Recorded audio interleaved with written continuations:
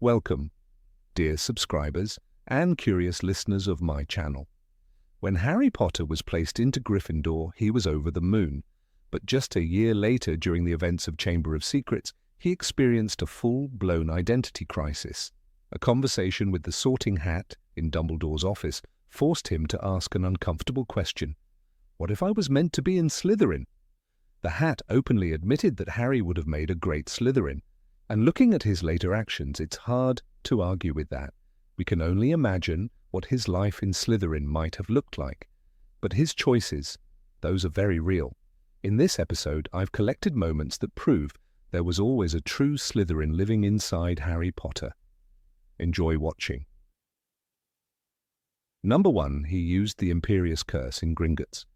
In Deathly Hallows, Harry made a choice that an ordinary wizard would never be forgiven for. In order to infiltrate Bellatrix Lestrange's vault at Gringotts, he cast the Imperious Curse on a goblin. This was the second time Harry used an unforgivable curse. Legally, it's a serious crime, enough to land someone in Azkaban. But Harry didn't hesitate. To him, defeating Voldemort was a goal that justified any means. That kind of thinking. Classic Slytherin. Number 2, he used Sectum Sempra on Draco Malfoy. In Half-Blood Prince, Harry finds an old potions book annotated by a mysterious author, the Half-Blood Prince. Among the notes is a spell marked for enemies, Sectum Sempra. Did he expect it to throw confetti? Of course not.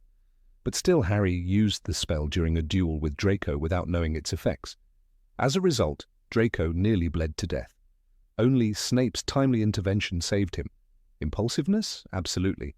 But that's often the hallmark of young Slytherins, still learning how to wield their power. Number 3, he cast Crucio on Bellatrix. After witnessing the death of Sirius Black, Harry was consumed with the desire for revenge. He caught up with Bellatrix and without hesitation cast the Cruciatus Curse, another unforgivable. His anger was understandable, but the fact that a Gryffindor could even use a spell designed to inflict agonizing pain speaks volumes. This wasn't just rage, it was the darkness within him breaking through, and that darkness, pure Slytherin. Number 4, he wanted to beat Cedric in the Triwizard Tournament. At the start of the Triwizard Tournament, Harry only wanted one thing: to survive. He never asked for glory, and certainly didn't crave the spotlight. But as the tasks went on, ambition began to stir. Especially during the final challenge, where for a moment, Harry nearly left Cedric behind to reach the cup first. He ultimately made the Gryffindor choice and helped Cedric, but the temptation he fought in that moment, the hunger to win, is what fuels many Slytherins. Number 5. He frequently broke school rules using the invisibility cloak. Harry received the invisibility cloak from an anonymous source, later revealed to be Dumbledore, and from that moment on he became a habitual rule-breaker. He wandered the halls at night, snuck into the restricted section of the library, spied on teachers, all not for fun, like the Weasley twins, but with serious and sometimes dangerous goals. Cunning and a willingness to take risks to achieve results.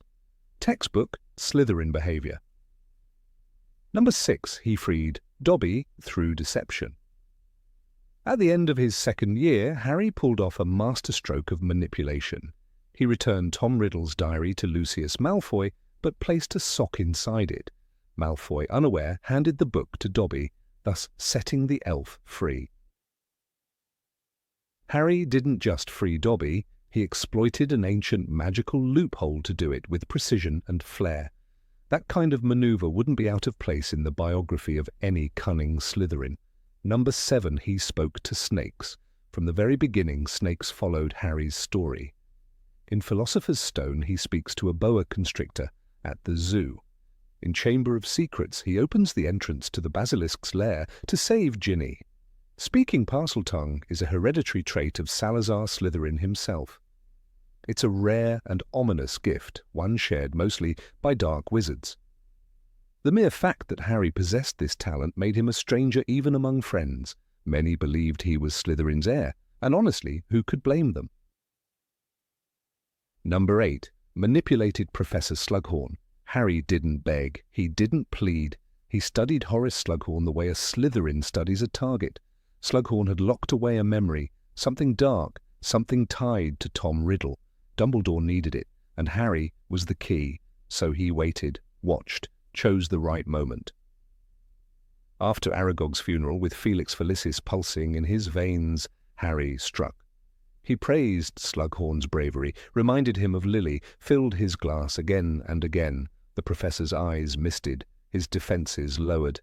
And then Harry asked, soft but direct, "You'd give anything to bring them back, wouldn't you?" Slughorn broke. "Don't think badly of me when you see it," he whispered, and passed over the memory. Harry never revealed it was a mission, never admitted he'd come prepared. That was the brilliance of it. He played on emotions, not force, used guilt instead of magic, and got exactly what he came for. A Gryffindor might have stormed in. A Ravenclaw might have reasoned. But Harry? He outmaneuvered. That was Slytherin work, elegant, quiet, and devastatingly effective. Number 9 didn't forgive Marietta Edgecombe. The word sneak burned across Marietta Edgecombe's face in angry purple boils, a mark that didn't fade.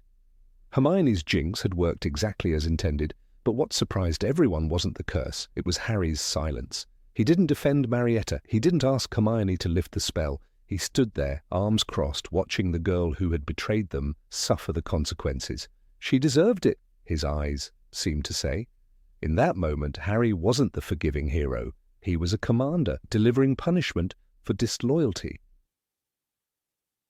Marietta had exposed Dumbledore's army to Dolores Umbridge. That betrayal could have destroyed everything.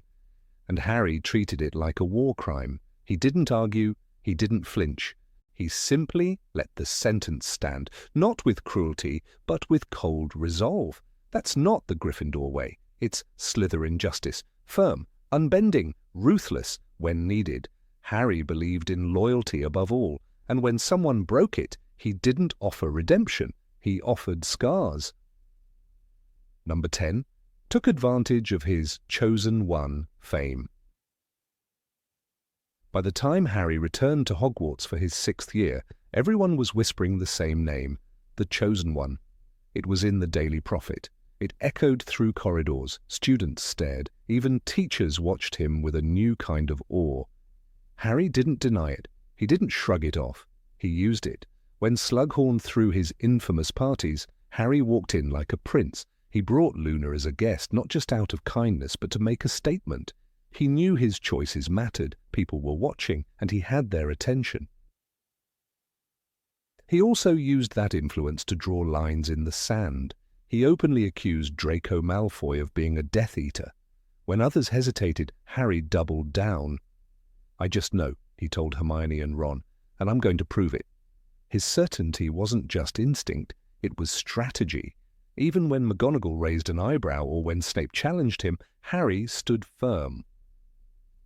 His name carried weight now. Every word he said spread like fire through the school. He used that. He leaned into it.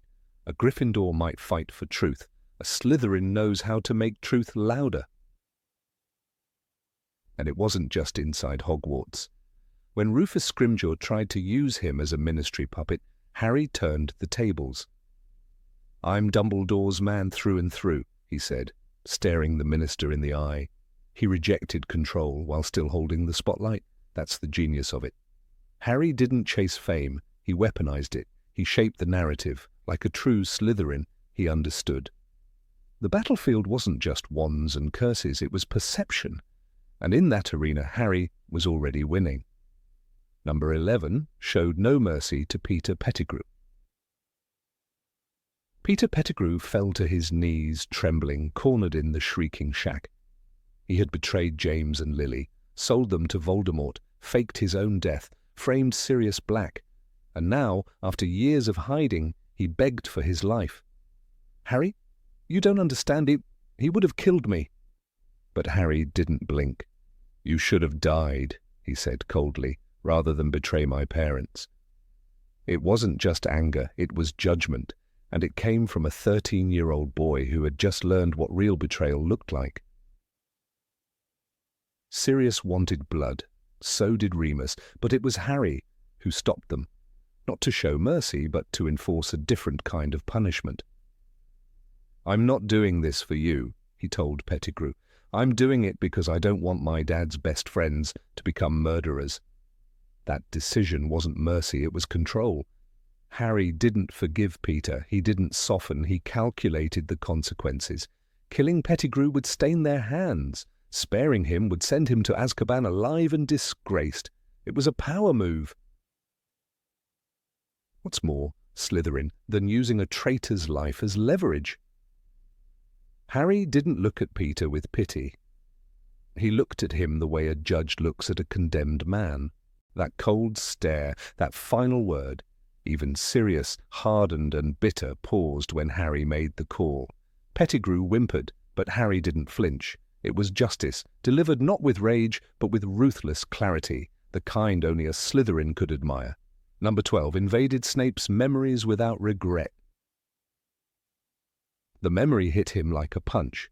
1 second, Harry was in Snape's office during occlumency lessons. The next, he was standing beside the Black Lake, watching James Potter dangle Severus upside down with a flick of his wand.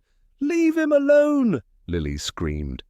Harry didn't mean to see it, but once the image filled his mind, he didn't look away. He watched it all, the laughter, the shame, the raw cruelty of his father and Sirius. When Snape yanked him back to the present, white with rage, Harry didn't apologize. "I didn't mean to," he said, but part of him had wanted to know. And now he did. It was a clear violation. Snape had warned him, "Close your mind, Potter." But Harry had done the opposite. He opened Snape's, slipped past defenses, and took what wasn't his, not knowledge from a book, not a clue in a mystery, a memory, personal, painful. And even afterward he didn't feel guilt. He felt justified, as if Snape's constant bitterness somehow gave him the right. That decision, that detachment, wasn't Gryffindor bravery. It was Slytherin calculation. Snape never forgave him for it. The lesson ended, the door shut. Harry was told never to return, but by then the damage was done. He had crossed a boundary and didn't look back. That cold certainty, the belief that the end outweighs the method, is not something a typical Gryffindor learns easily. But Harry had learned it early, and in that moment, with wand in hand and no apology on his lips, he proved he wasn't just brave, he was dangerous.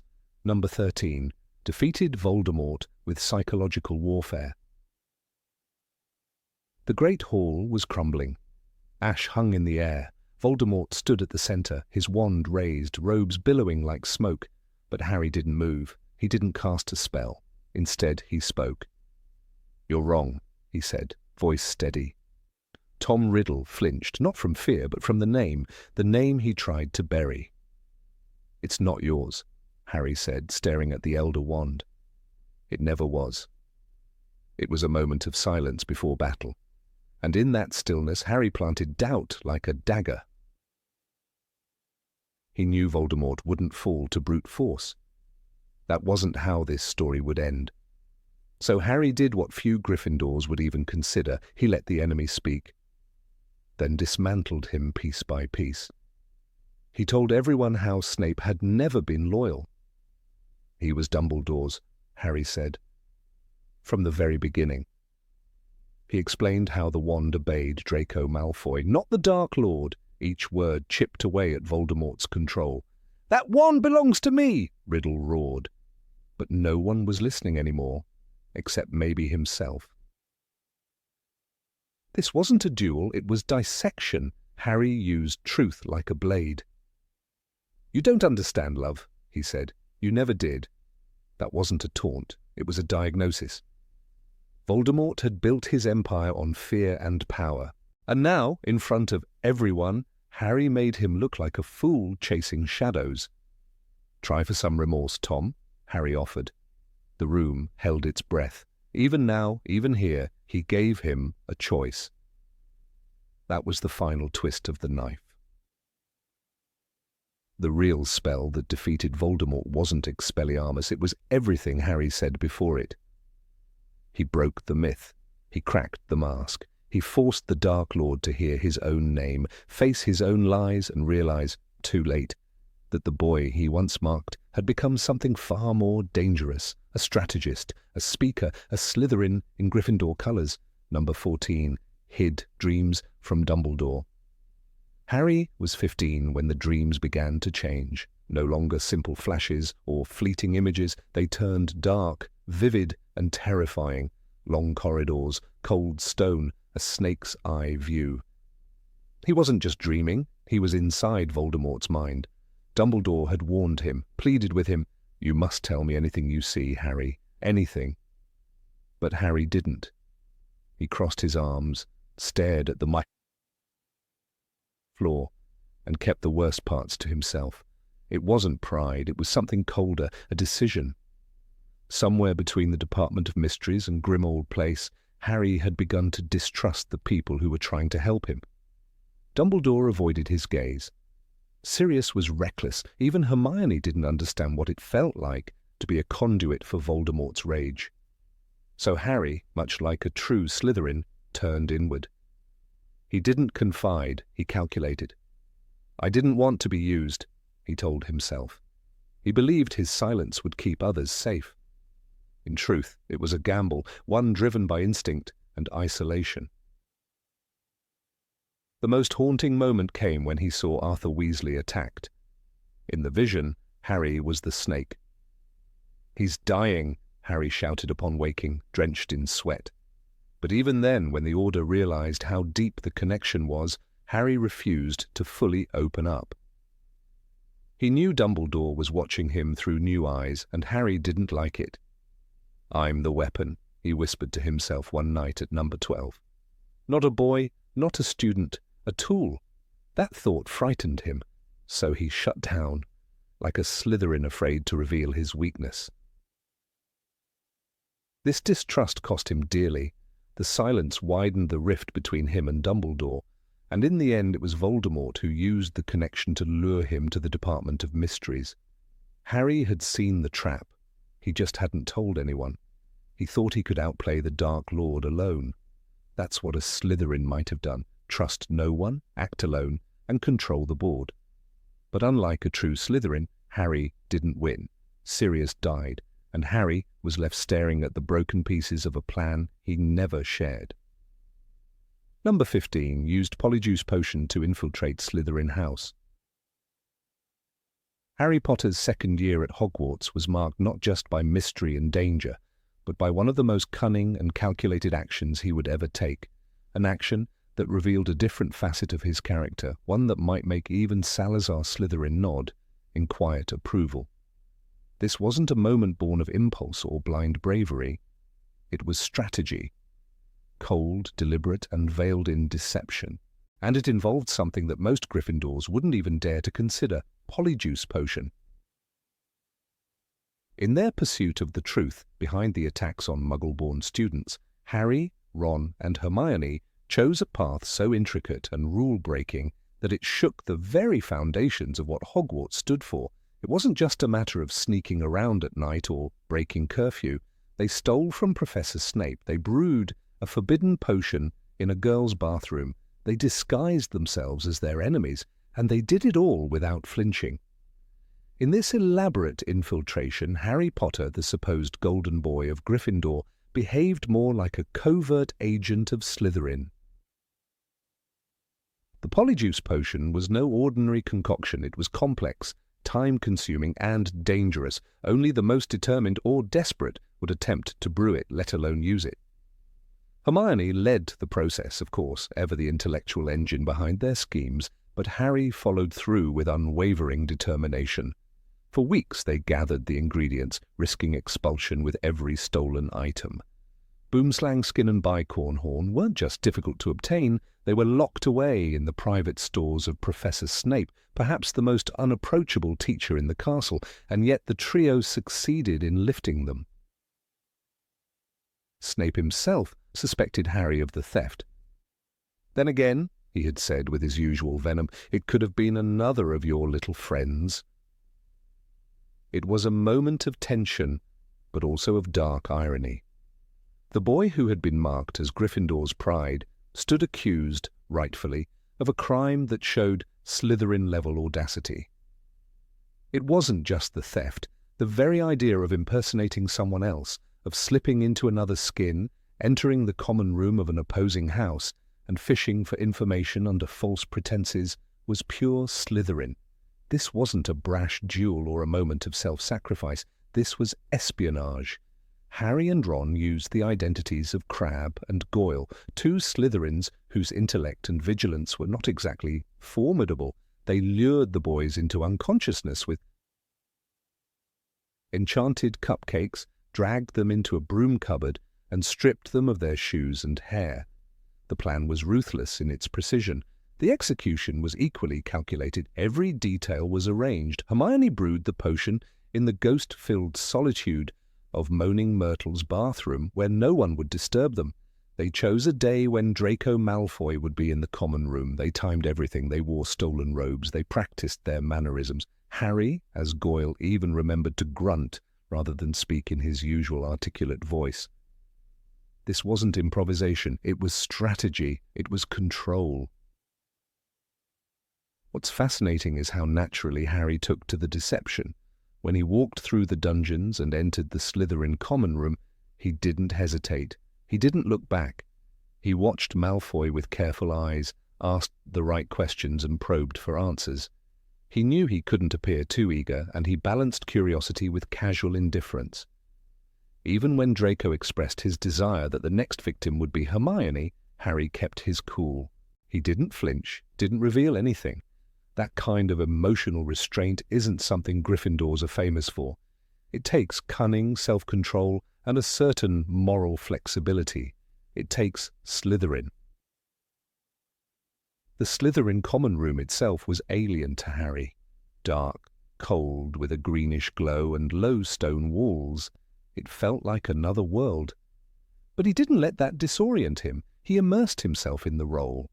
This was a mission, and he would see it through.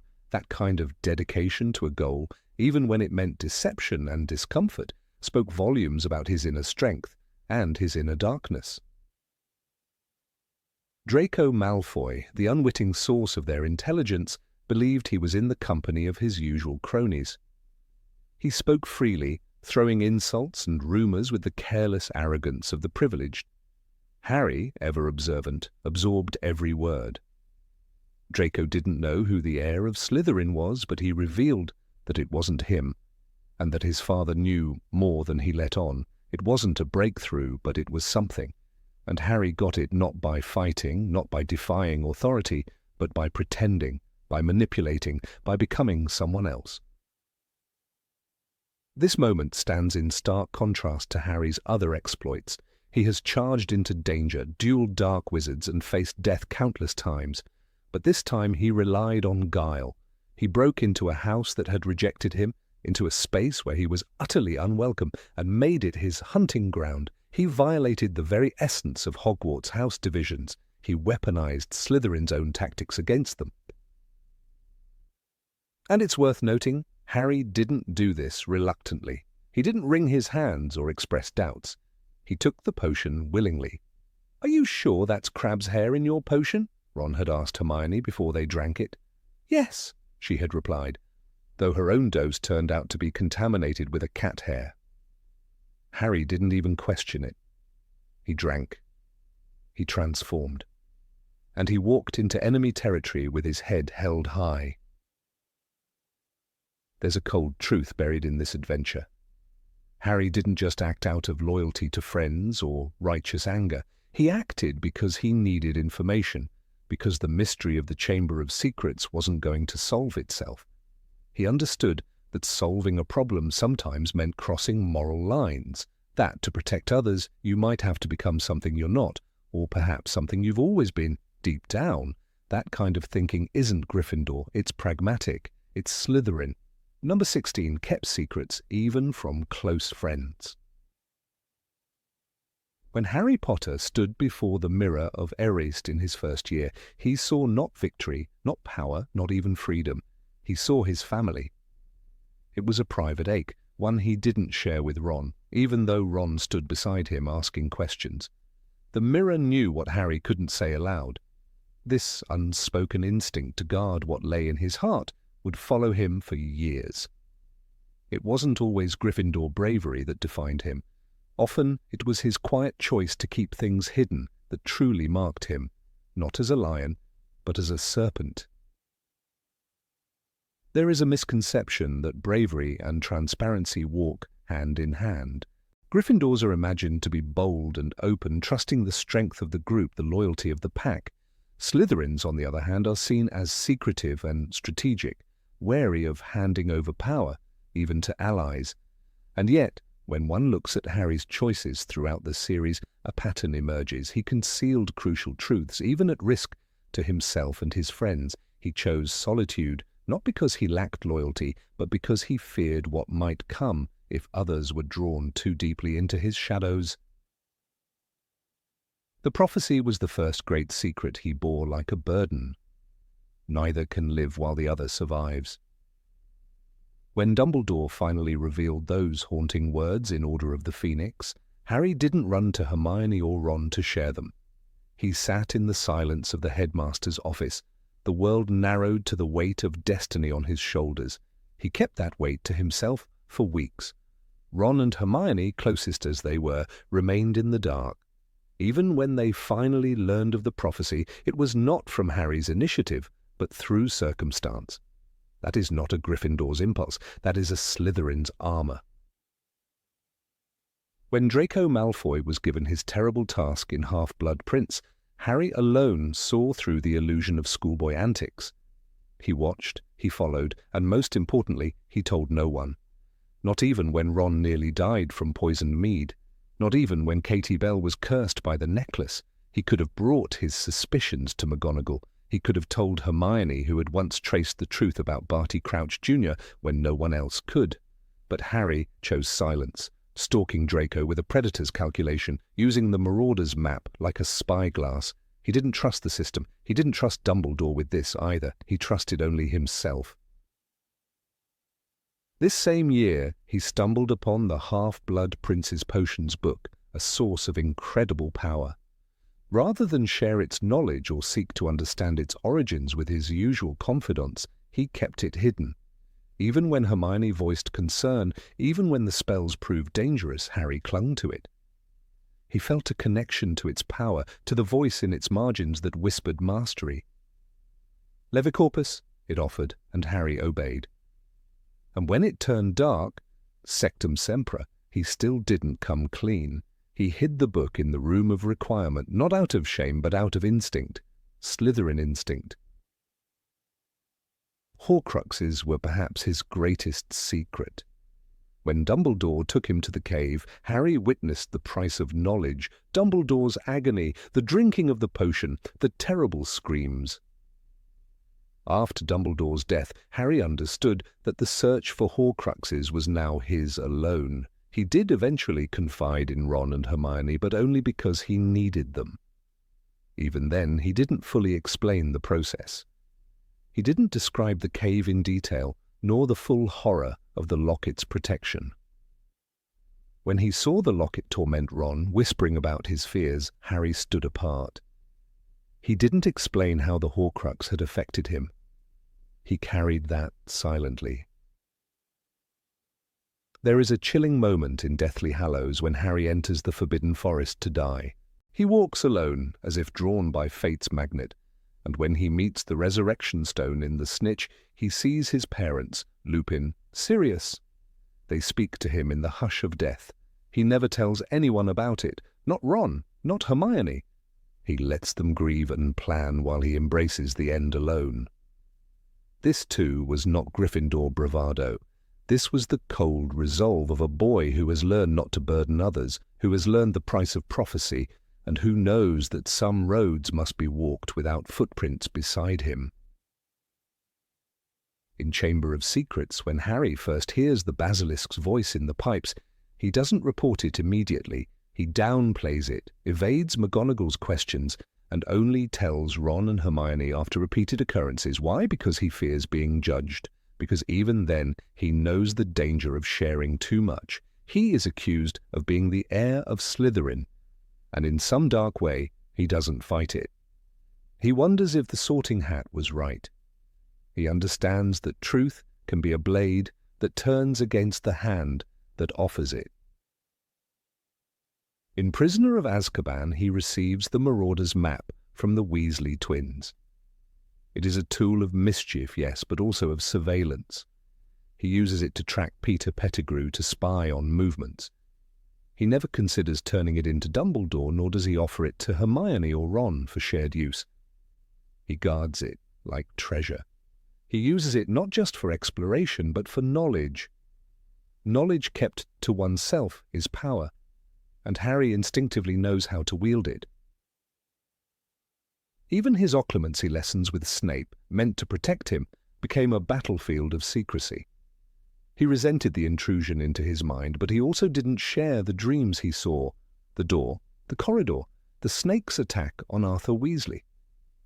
These visions weren't just dreams, they were clues.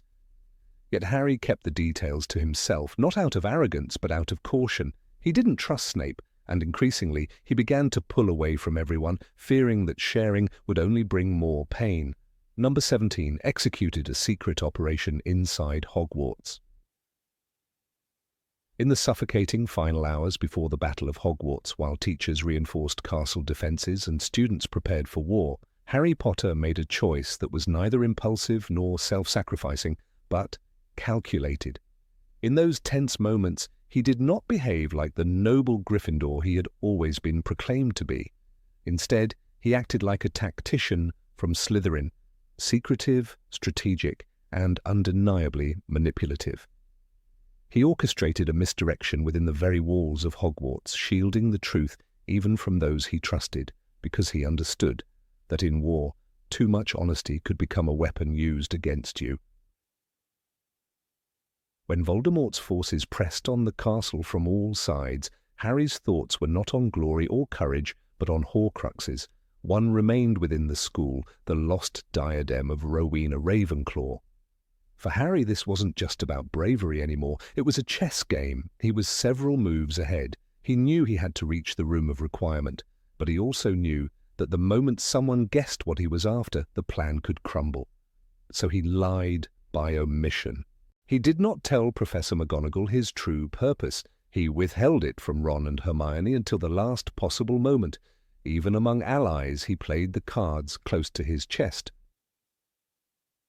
This was not the behavior of a headstrong Gryffindor charging into danger with sword in hand. This was the method of someone who understood that the fewer people who knew a secret, the safer it remained. It was pure Slytherin logic. When Professor McGonagall asked where he was going, Harry merely replied that he needed to do something important. She let him pass, trusting him, but he never gave her the truth. The truth was a liability. Slytherin House, so often maligned in the series, values ambition, cunning, and resourcefulness. On that night, Harry displayed all three. He manipulated the chaotic atmosphere of the approaching battle to hide his true intentions.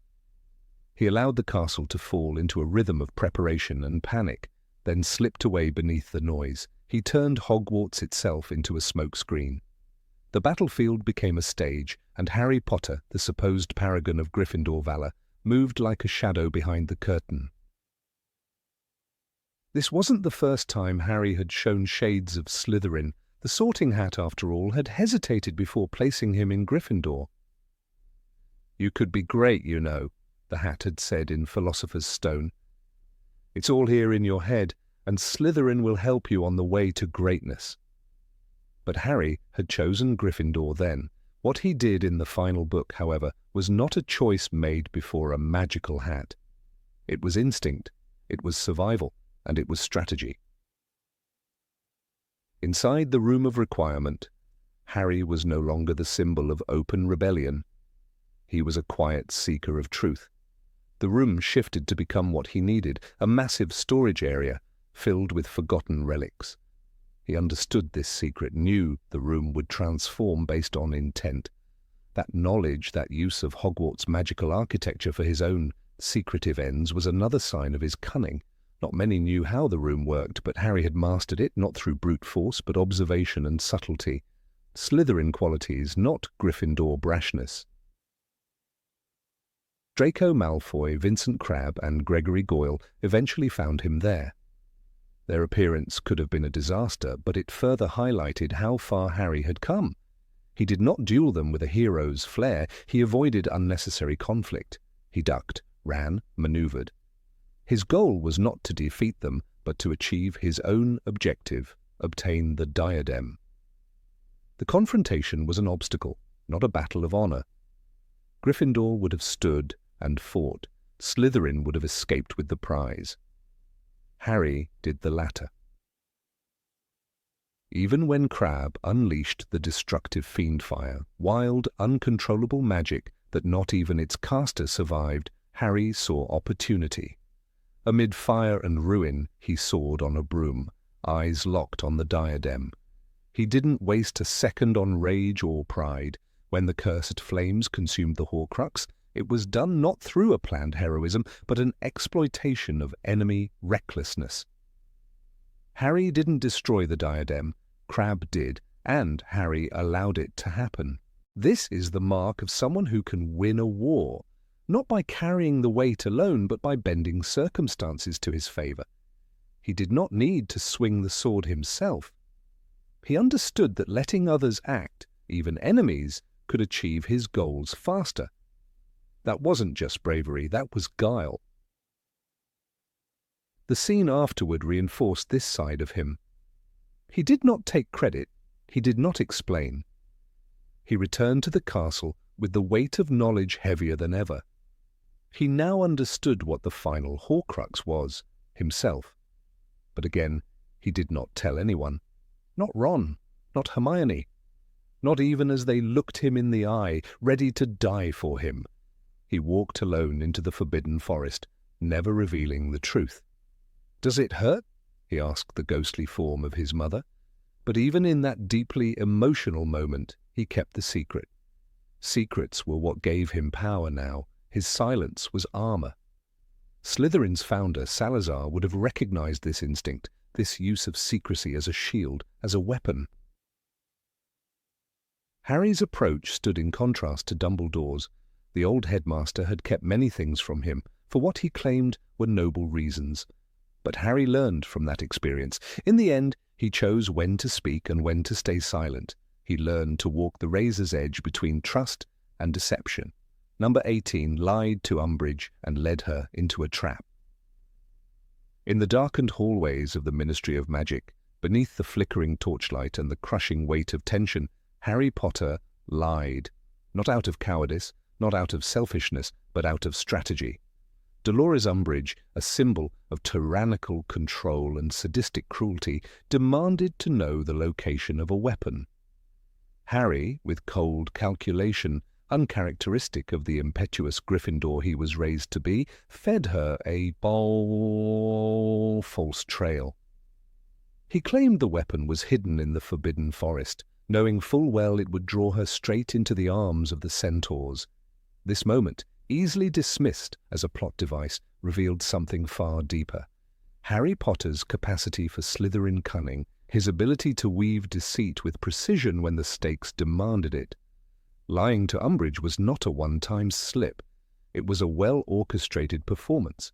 Harry maintained a mask of desperation, even allowing himself to seem frightened, broken, and willing to betray. He leveraged Umbridge's vanity, her eagerness to believe in her own dominance, and used it against her. The centaurs were not informed of the plan. There was no alliance or guarantee of outcome. Harry simply gambled on their hatred of humans and their unwillingness to tolerate Umbridge's insults. He weaponized prejudice, knowing exactly which forces to pit against each other. Such manipulation is rarely seen in the House of the Lion, but it is the lifeblood of the serpent. This was not the first time Harry employed deception as a tool. Earlier that year, under the nose of a totalitarian regime within Hogwarts, he created Dumbledore's Army, a secret society meant to resist the Ministry's control. Every meeting, every gathering, every training session was a quiet rebellion wrapped in silence. He lied to teachers, avoided questions, and protected identities. In doing so, he placed others in danger, but he did so with eyes open, accepting the risks and calculating the costs. The password-protected parchment, the enchanted galleons, each. Here was a masterclass in Slytherin resourcefulness. Even in his earliest years, Harry was no stranger to subtle deceit. During the Philosopher's Stone incident, he concealed his suspicions from teachers, sneaked out at night, and misled others when necessary. When Hagrid unknowingly revealed the method of calming Fluffy, Harry chose silence. He did not correct the mistake. He stored the information, used it later, and never confessed. His justifications were noble, the protection of the stone, the threat of Voldemort, but his means were rooted in secrecy and selective truth. At 11, he had already tasted the power of a well-placed lie. During the Triwizard Tournament, Harry became even more comfortable with half-truths. Forced to navigate a deadly competition, he learned to withhold information even from his closest friends. He didn't tell Ron about his nightmares until they became unbearable. He didn't tell Dumbledore about the connection he felt to Voldemort's emotions until it was too dangerous to ignore. Information, Harry understood, was power, and power, when hoarded, could shield as well as destroy. This mindset, pragmatic and emotionally detached, aligned more with the teachings of Salazar Slytherin than with the open-hearted valor of Godric Gryffindor. When Harry and Hermione travelled to Godric's Hollow, he did not inform anyone of their plans. This silence, though born from necessity, reflected a growing instinct to protect through secrecy. Their visit was fraught with danger, and their confrontation with Bathilda Bagshot, a snake in disguise, nearly cost them their lives. Yet Harry never questioned the need to keep others in the dark. He carried the burden of knowledge like a true strategist, revealing only what would serve the mission. For Harry, transparency became a liability. After Dobby's death, while planning the break-in at Gringotts, Harry exhibited a remarkable shift. He devised an elaborate scheme to impersonate Bellatrix Lestrange. Every step, using Polyjuice Potion, forging false confidence, and manipulating goblins, required a level of deceit that would make any Slytherin proud. He bluffed his way past suspicious eyes, held a wand he couldn't control, and fabricated authority. The plan unravelled, but not before Harry demonstrated that the art of deception was now fully ingrained in his methods. He didn't hesitate. He lied for the mission. He lied for the greater good. Inside the Department of Mysteries, when facing Death Eaters, Harry once again chose concealment over confrontation. He hid the prophecy's full significance, misled his enemies, and bought time by distorting the truth.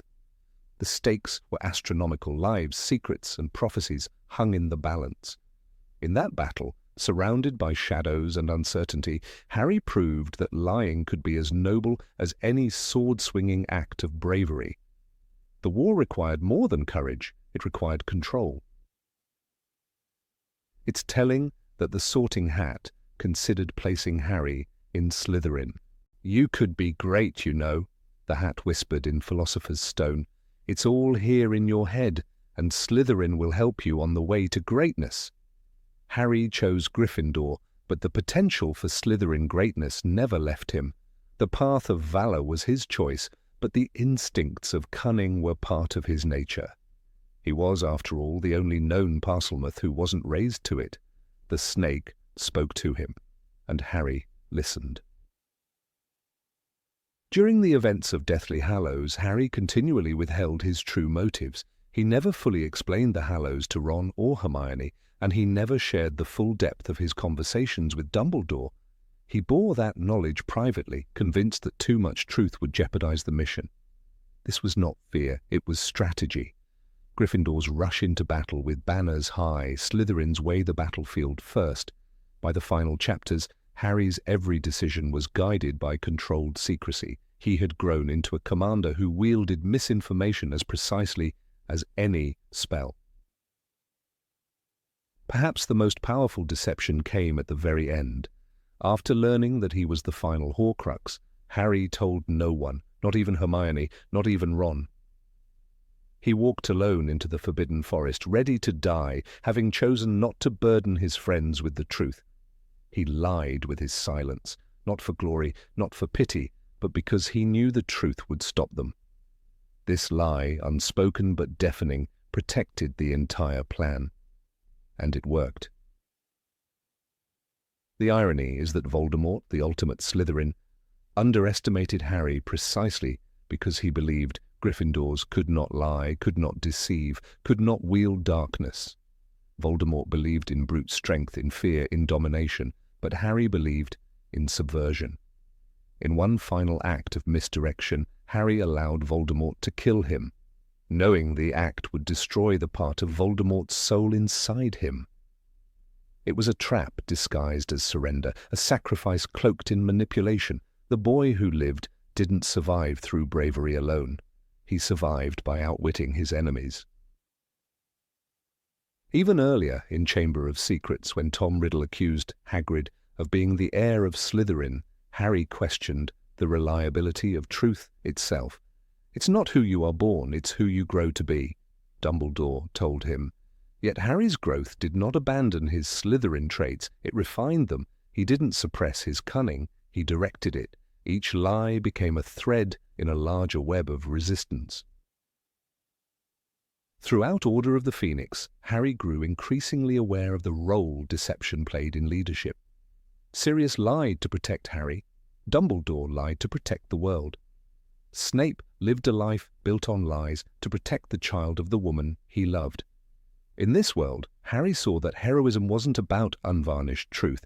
It was about choosing which truths to share and which lies to live by, and he learned, and he adapted. In Half-Blood Prince, when Dumbledore showed Harry memories of Tom Riddle, it was the lies, Riddle's charm, his manipulation of teachers, his crafted persona, that fascinated Harry most. He studied Riddle not just to understand his enemy, but to understand power. And in this, Harry accepted that deception was not an aberration, it was a weapon, one that could be used for evil, or, in Harry's hands, for good. In Goblet of Fire, when Moody, secretly Barty Crouch Jr., manipulated events to push Harry toward Voldemort, Harry learned firsthand how lies could be used to orchestrate entire lives. But instead of being destroyed by this betrayal, he internalized the lesson. The false trail, the feigned ignorance, the baited steps, these became tools in Harry's own hands by the time he reached adulthood. Even in small moments, Harry's deceptions were meaningful. He once lied to Professor McGonagall about the Marauders' map, keeping it hidden from authority. He misled Snape, whom he hated and whom he didn't trust. But each lie had a purpose. Each one served the mission. He did not lie for sport or advantage. He lied to protect. By the end of the saga, Harry Potter had mastered the art of noble deceit. He wasn't a thief of truth, he was its architect, shaping it to suit the needs of the war. This wasn't betrayal of his Gryffindor values, it was evolution. He fought for the light, but walked through shadows. And in doing so, he proved that courage is not the absence of cunning, it is its rightful master. In truth, Harry Potter never belonged to one house alone. He was a Gryffindor by choice, a Slytherin by instinct, a Hufflepuff in loyalty, and a Ravenclaw in thought. But among all these, his most underestimated trait was his willingness to lie, not to harm, not to cheat, but to win. And in that, Salazar Slytherin himself might have nodded with quiet approval. Number 19. Investigated Snape behind his back. In his first year at Hogwarts, Harry Potter did something that set him apart from his peers, not because of his courage or loyalty, but because of a calculating defiance that echoed the cunning of Salazar Slytherin himself. While the entire school revelled in the excitement of magical discovery and house rivalries, Harry, still a boy of 11, began to suspect one of the most powerful wizards on the staff, Professor Severus Snape. What's remarkable isn't the suspicion itself, but Harry's quiet, determined pursuit of answers, despite being told time and time again by Albus Dumbledore that Snape was to be trusted. That act of ignoring a supreme authority and building a theory based on his own observations reveals a side of Harry that few Talk about his deep connection to Slytherin traits. Harry's distrust of Snape was not fleeting. It wasn't a single instance of doubt born from fear or confusion. It was persistent, methodical, and anchored in something that felt to Harry like instinct. He didn't accept reassurances from Ron, Hermione, or even Hagrid. He chose, instead, to observe. He took mental notes. When Snape seemed to be limping after the troll attack on Halloween, Harry didn't dismiss it as coincidence. He linked it to the three-headed dog on the third floor and made a silent, strategic leap of logic. Snape was after whatever the dog was guarding. "He's trying to steal whatever that thing is guarding," Harry said, his voice filled with certainty, not fear. That certainty, that unshaken belief in his own judgment, was something Slytherins often relied on.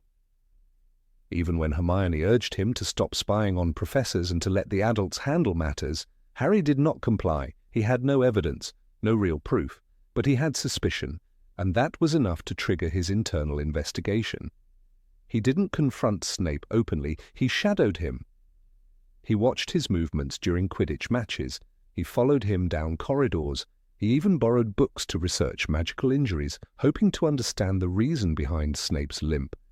These weren't the acts of a reckless Gryffindor charging blindly into danger. They were the acts of a young strategist. When Snape caught him in the library's restricted section in Philosopher's Stone, Harry didn't just panic, he calculated. He quickly extinguished his light, hid the book, and fled through the shadows. His instincts for stealth and evasion, particularly when facing someone as sharp as Snape, again reflected a cunning usually attributed to Slytherins. He didn't try to explain himself or ask for mercy. He just escaped, and he remembered everything. The way Snape's robes swished, the look in his eyes, every detail mattered. Later, when Harry learned about Nicholas Flamel and the Philosopher's Stone, he immediately tied the knowledge to Snape's behavior. It wasn't that Snape had done anything overtly criminal. Snape had, in fact, saved Harry from falling off his broom during a Quidditch match, but Harry's suspicion deepened. He interpreted Snape's actions as manipulative, as a cover for darker intentions. He created a narrative where Snape was trying to kill him while pretending to protect him. That paranoid, layered thinking, constructing a web of secret motives, is classic Slytherin psychology. Slytherins are known not only for ambition and cunning, but also for skepticism toward authority. They trust what they see, what they feel, and what they can control. Harry fit that mold during his entire first year. Even when Dumbledore, a figure nearly worshipped by most students, told him that Snape could be trusted, Harry didn't believe it. He listened respectfully, but inside he disagreed. He thought, Dumbledore doesn't know everything. He's wrong about Snape. That willingness to stand intellectually alone, to doubt a near-omniscient figure like Dumbledore, is a rebellious form of wisdom rarely seen in Gryffindors. Harry's theories grew more complex as the year went on. He didn't just suspect Snape of wanting the stone, he believed Snape had tried to kill him. He was convinced that Snape had enchanted his broom to shake violently during the match against Slytherin. The fact that it was actually Professor Quirrell casting the curse and Snape was attempting to counteract it only highlights how elaborate Harry's internal narrative had become. He misread kindness as manipulation, and this misinterpretation came not from naivety but from a mind tuned to deceit and hidden motivations. In Chamber of Secrets, Harry again showed his Slytherin tendencies. He didn't forget his distrust of Snape. When the attacks began and students were petrified, Harry noted Snape's cold demeanor and sarcastic comments, interpreting them as veiled threats. And when suspicion fell on Harry himself, when whispers about Parseltongue and the heir of Slytherin began, he didn't crumble. He endured it silently like a Slytherin who understood that public opinion was not truth. He focused on the puzzle. In Prisoner of Azkaban, Harry illegally obtained the Marauder's map and used it to track Peter Pettigrew, a name he knew should be long dead. He didn't go to Dumbledore or Professor McGonagall. He plotted quietly and efficiently. He studied the map. He kept secrets. And when the time came to act, he did so in the shadows. This wasn't Gryffindor boldness. It was Slytherin calculation wrapped in Gryffindor colors. The most definitive moment of Harry's Slytherin-like behavior came in Half-Blood Prince. Dumbledore once again defended Snape. He declared him loyal. He insisted Snape was on their side, but Harry didn't believe it. He watched Snape during meals. He trailed him in corridors. He eavesdropped on his conversations. He investigated Malfoy too, thinking Snape was coaching the boy in some dark plan. "He's up to something," Harry said, and even when his friends rolled their eyes, he stuck to his conviction. He was alone in his belief, but that only strengthened his resolve. In fact, he even attempted to convince Lupin and Mr. Weasley of Snape's duplicity, but no one listened. So Harry did what Slytherins do when the world refuses to listen. He acted alone. He told no one about the cursed necklace or Katie Bell until he had something tangible. He preferred to work in silence. He used the Marauder's map and even manipulated Slughorn for information about Horcruxes, displaying a level of social maneuvering far beyond typical Gryffindor straightforwardness. Slytherins value ambition, but they also value secrecy. Harry mastered both. He didn't just pursue the truth, he sought to protect it. When he found the Half-Blood Prince's textbook filled with dark, dangerous spells, he didn't turn it in. He recognized its value, its power. He learned from it. He kept it secret, even from Hermione. That hunger for knowledge, especially forbidden knowledge, is a Slytherin hallmark. And Harry embraced it. Dumbledore's death didn't shift Harry's view of Snape. It confirmed it. Watching Snape kill the headmaster was, to Harry, the fulfillment of every theory he had constructed since he was 11. "I told you," he thought. "I knew it." But again he was wrong. Snape had acted on Dumbledore's orders. The truth was darker and more complex than Harry imagined. Yet that doesn't lessen the significance of Harry's actions. It amplifies them.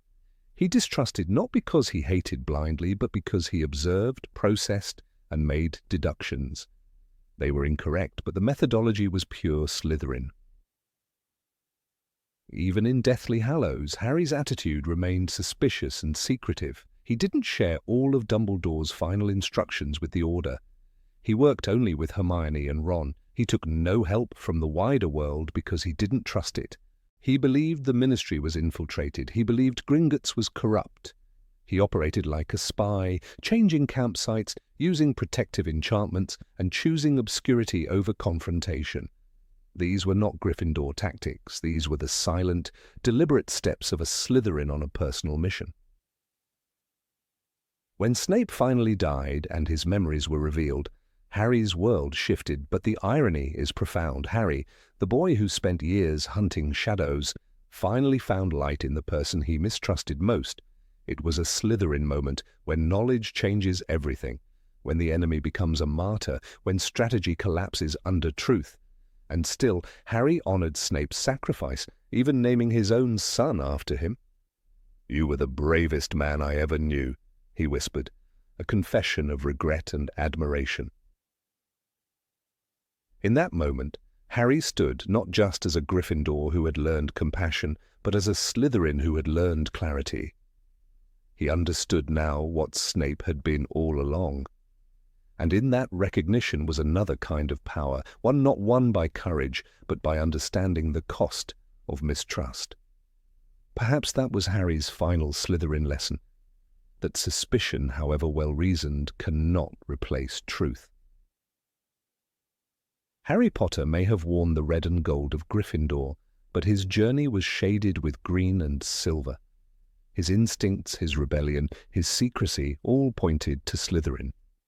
Even the Sorting Hat had hesitated. "You could be great, you know. It's all here in your head," it had said. And it was right. The greatness wasn't only bravery. It was the serpentine wisdom of one who watches in silence, who acts in shadows, and who seeks truth even when it turns the world upside down. Number 20, broke into the Ministry using stealth and disguise. It was not the sword of Gryffindor that marked Harry's most cunning act, nor a bold stand in open combat. It was a whisper in the dark, a shadow in disguise, a calculated maneuver through the corridors of power. The moment Harry Potter stepped into the Ministry of Magic under the guise of an employee named Albert Runcorn, he committed to a strategy far more reflective of Salazar Slytherin's legacy than Godric Gryffindor's. Not through bravery alone, but through deception, patience, manipulation, and stealth, Harry acted as a master of subterfuge. This was no schoolboy dare. It was espionage at its most dangerous. He walked into the lion's den not to fight, but to infiltrate. The plan itself was razor-sharp in its design, though reckless in its execution. Polyjuice Potion brewed months in advance. Identities carefully selected based on ministry access, false documentation created, floor plans memorized, schedules tracked. Every detail mattered. And while Hermione provided the potion and Ron took on his own role as Reg Catamol, it was Harry who embodied the boldest of choices, impersonating a figure high enough in the ministry hierarchy to stir fear. He didn't simply sneak in, he claimed power. Albert Runcorn was known, feared, and deeply embedded in the inner workings of the new regime under pious thickness. By assuming that face, Harry wasn't hiding in shadows. He was walking boldly under false light. Inside the ministry, Harry did not hesitate. His sense of direction was not driven by luck. He calculated his movements, responded to unexpected encounters with a practiced ease that belied his youth. The less you say, the better, Hermione had warned, but Harry had already understood that instinctively. Silence was power. Observation? Even more so. When he passed the fountain in the atrium, now grotesquely redesigned to show Muggles crushed beneath magical superiority, Harry did not react. He buried emotion, masked disgust. It was not bravery that kept his face still, but discipline. That discipline is not Gryffindor's gift, it is Slytherin's. He lied without flinching. He pretended to be someone else, not just in appearance, but in voice, posture, and authority. When he warned Dirk Cresswell that he was under surveillance, Harry chose words with double meanings. "You'd better watch your step," he said, not in friendly advice, but in veiled defiance. It was a Slytherin move, clever, wrapped in ambiguity, dangerous if misinterpreted. But Harry delivered it cleanly, without giving himself away. He understood the art of being two people at once, a skill every successful spy must master. It was not a schoolyard duel, it was psychological warfare. He walked the hallways of enemy power like a serpent gliding through grass, silent, sharp-eyed, and ever aware of the scent of danger. Even when the plan began to unravel, as all plans eventually do, Harry adapted. When Ron vanished from his post, when Hermione was detained by Yaxley, when the locket was no longer in Umbridge's office, Harry didn't panic. He recalibrated. That ability to change direction without falling apart, to twist the mission without sacrificing the objective, was not a Gryffindor trait. It was resourcefulness, the highest virtue Slytherin House admires. And Harry did not simply react to threats. He manipulated systems. He used the Ministry's own procedures against it. Discovering that the locket was with Umbridge, he did not rush headlong into confrontation. He attended the Muggle-born Registration Commission as a quiet observer. He studied her, waited for the moment. Only then did he strike, and even then it was with calculated force. Stunning, not killing. Disarming, without exposing. Each move mirrored the tactics of a seasoned operative. The Harry Potter of this mission was not the boy who leapt after a troll with a wand half raised. He was the man who understood that sometimes the only way forward is through shadows. This act of infiltration required something deeper than courage. It required the suppression of self.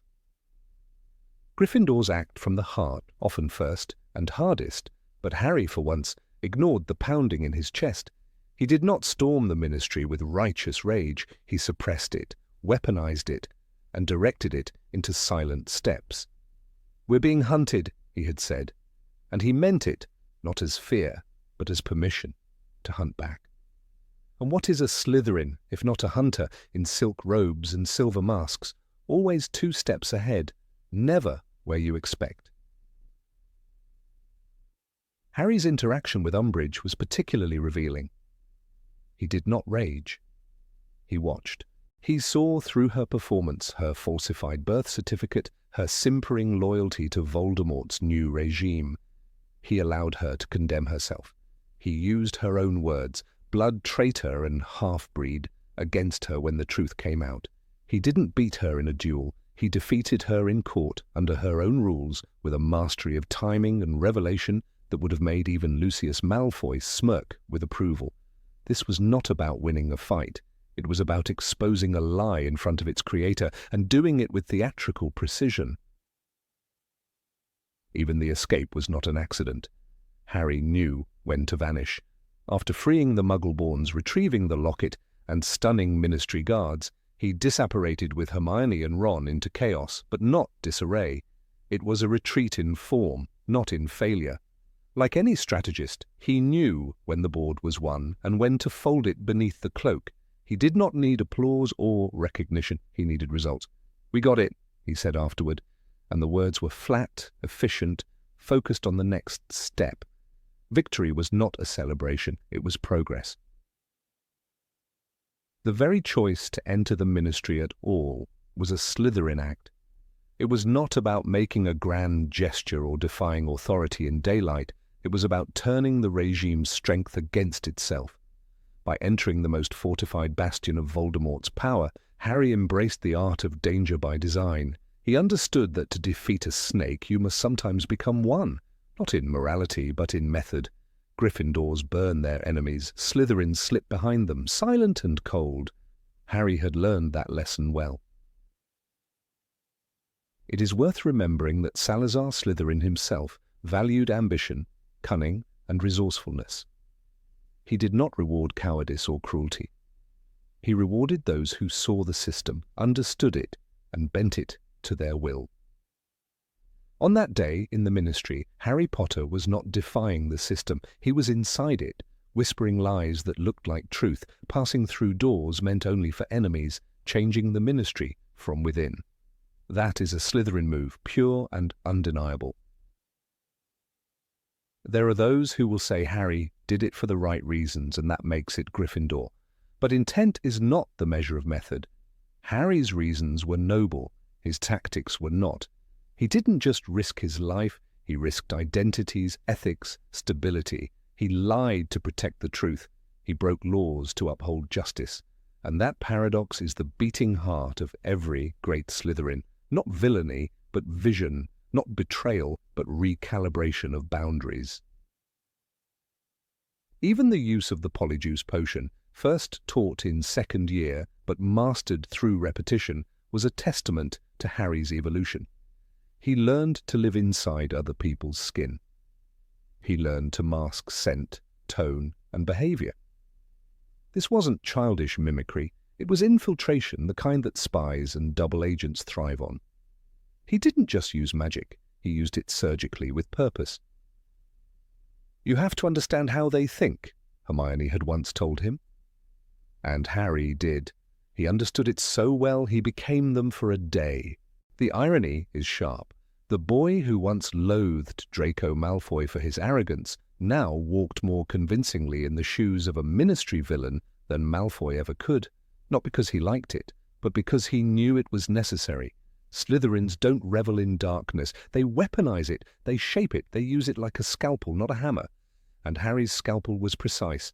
Even Creature, the house elf they left behind during the mission, understood something subtle. When Harry returned, Creature treated him with new respect, not because Harry barked orders, but because he had acted with authority. That too is a Slytherin trait, command earned not by charm, but by action. The line between house elf and master blurred for a moment. Harry had stepped fully into the world of complex leadership, where loyalty is built in shadows.